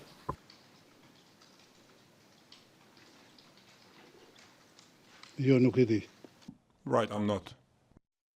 Would the court officer please pull up SPOE 00209-434 to SPOE 00209-512. The original is in Norwegian, but the Albanian translation can be on one side and the English translation can be on the other. The specific page I'm interested in to start is page SPOE 00209-444. And witness, I want to read to you a passage of Paul Refstal's book, and I wanted to ask you a question about it.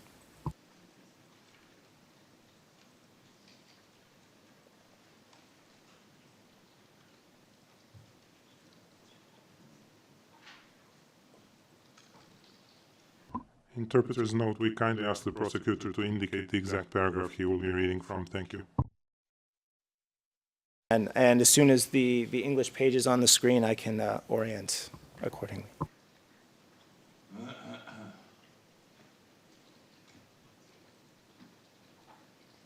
So again, the specific page is SPOE 00209-444.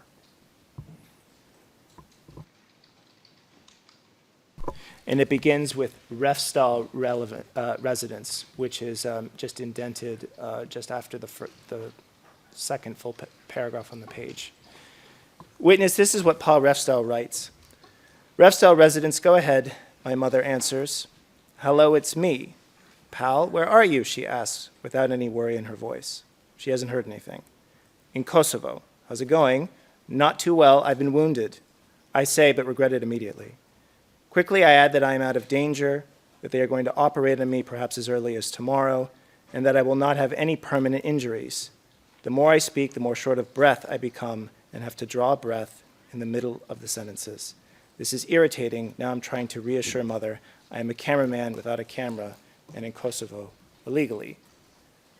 Now, witness, this matches what Tahir Desku said to you about Paul Refstal, doesn't it?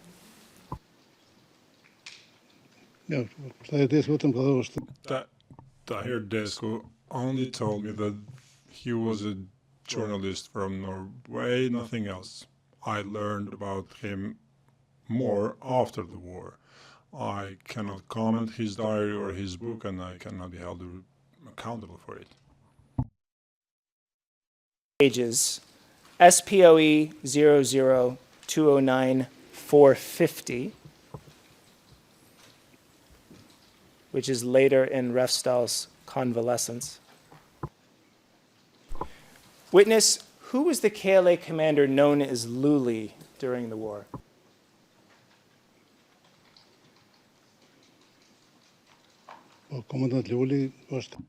Yes, Commander Lulis Kadriveseli.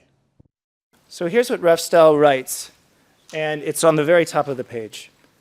The man with the fine clothes sits down closer and carefully clears his throat.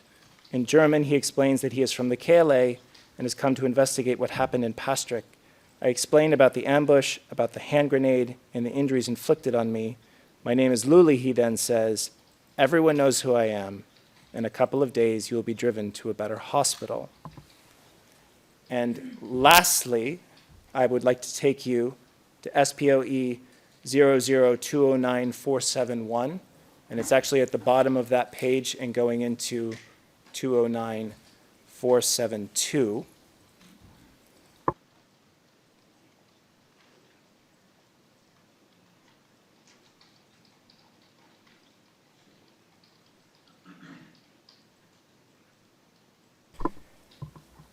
And so he talks here that he's talking about the middle of September in the last line of the page, and this is in 1998. And then if you go to the next page, Refstal writes as follows. I realize that the parlor in which I now sleep is the control center is what is left of the Kosovo Albanians' dream of independence. All the major players in Drenica come here. Sultan, the head of intelligence, Jopa, the brigade commander, Kapush, the police chief, and of course Jarpri as well.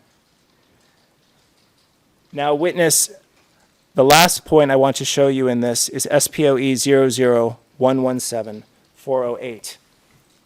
And as that's being pulled up, I take it from your previous answers, you're not familiar with what Mr. Refstal is talking about with this specific interaction with these people, correct?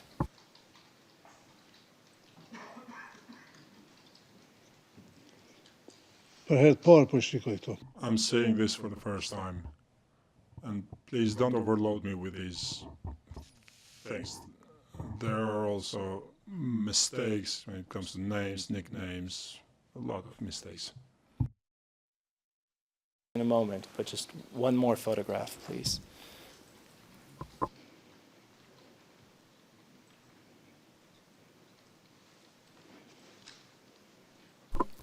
Witness, the photograph I'm showing you, you first saw during the preparation session last week, correct?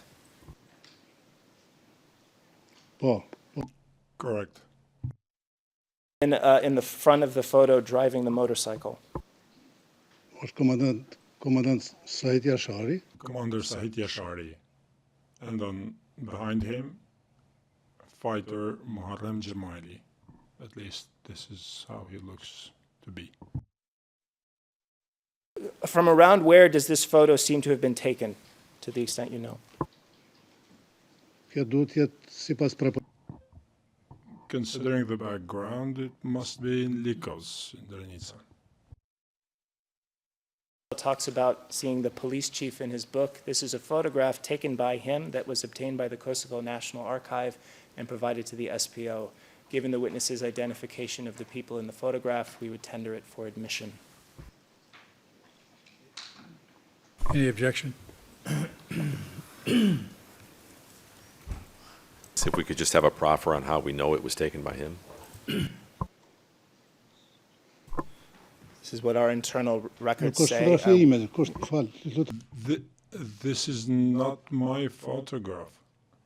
This photograph was not taken by me nor by my cameraman. Let's make this clear for the audience. This photograph was not taken by either of us. You know its provenance. Information was provided to us by the Kosovo National Archive. They gave us the photo. I'll object as to the foundation. It was offered as if this was taken by Paul Refsdal, and there must be some authentication. I object on the grounds of relevance. And I join the objection on relevance, Your Honor. It's quite tenuous. We have tried to tender the chapter of Mr. Refsdal's book through the bar table, and we're told that it hadn't been sufficiently contextualized in order to be admitted. We're going to talk about this book today and again tomorrow to show that there are parts of Mr. Refsdal's account that do align with the totality of the evidence. And Mr. Bertucci, despite saying, and we have no reason to doubt him, that he is not aware of this book or its contents, nevertheless provides evidence that can serve as that contextualizing person. So we tender the photograph for this reason. We don't tender the book at this time, but we are going to show another passage of the book later and seek its admission. With respect, this is a device to get around, admittedly, a device to get around the lack of an ability to prove proper standing for the document by adducing a photograph that the prosecution can't prove proper standing for either. And I would add, I don't see an explanation or an answer to the judge's question as to what's the relevance of the photograph. Mr. Refsdal talks about seeing the KLA police chief in his book. He has taken a photograph that this witness has just identified as Sahit Yashari, the police chief in the Drenica zone. Well, if the relevance is that Paul Refsdal took this photo, then there's been nothing submitted to substantiate that claim, that Paul Refsdal took this photo. Also, the description in the book of the police chief doesn't correspond with the description of the person in the photograph. We'll mark this MFI. Thank you, Your Honors. SPOE 0017408-00117-408 will be marked for identification as P01283. Thank you, Your Honors, and currently classified as confidential. Go ahead. Your Honor, with your permission, I wish to clarify, because the prosecutor tried to blame me. I took an oath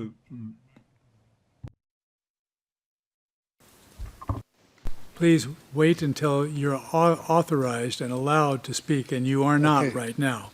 We have just two minutes left. The prosecution may have some questions. We'll finish with him. I have 1 point. And thank you, Your Honor. Yes, we have 2 more short videos, and then we can finish for the day. And the first one... Mr. Prosecutor, excuse me for interrupting you, but there's one point which needs clarification. Our transcript says on page 138, in response to your question, who was the commander known as Commander Lully during the war? Yes, Commander Lully is Sali Vesely. I'm not sure whether this is correct.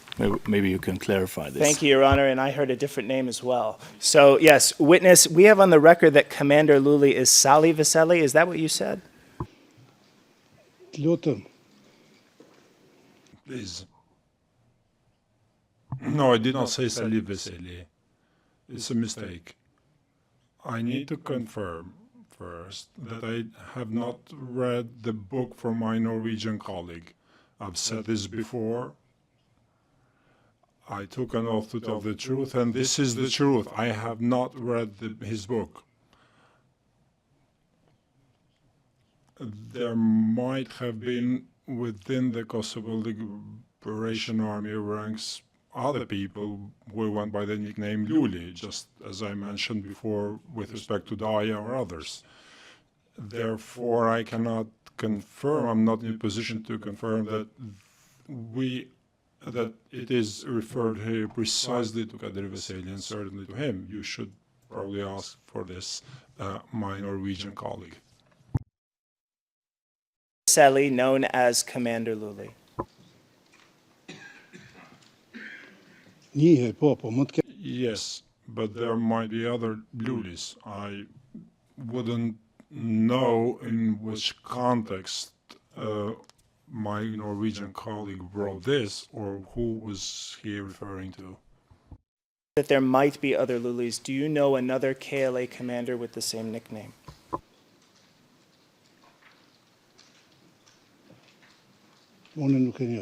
I don't know. I think we're at the end of the day. Yes, we can pick it up again tomorrow. Witness, we are finished today. You will have to be back here tomorrow at 9 o'clock. Remember not to speak with anyone about your testimony given here in the courtroom. If someone tries to talk to you, please report it to us. You may go with the court usher at this time. Thank you for being with us today. Thank you. Can I just have one quick question for the prosecution? P1268 is a videotape of remarks by Hassim Thaçi as part of the Agim Kelai documentary. The date of those remarks is not clear from the record. Perhaps you could clarify with the witness what date those remarks were filmed. Yes, I believe the witness said the documentary was published around 2009, but I can clarify this with him tomorrow at the beginning of the session. Yeah, I'm not talking about the date of publication. I'm talking about the date that Thaçi spoke. Understood. How much more time will you need tomorrow, Mr. Halling? I still expect to be able to finish in the first session. I'm going somewhat chronologically. June 1998 is by far the longest period of time we have questions on. So I actually think I can finish everything tomorrow. I asked for an update on how much direct examination time I have left. It is going a little bit slower than anticipated, but first session tomorrow will be done. I'm waiting for the registry to provide me the time, but we're aiming to finish within the original estimate, and if we need to go over, we'll seek Your Honor's leave. Thank you. Anything from anybody else? All right, we're adjourned until 9 a.m. tomorrow. All rise.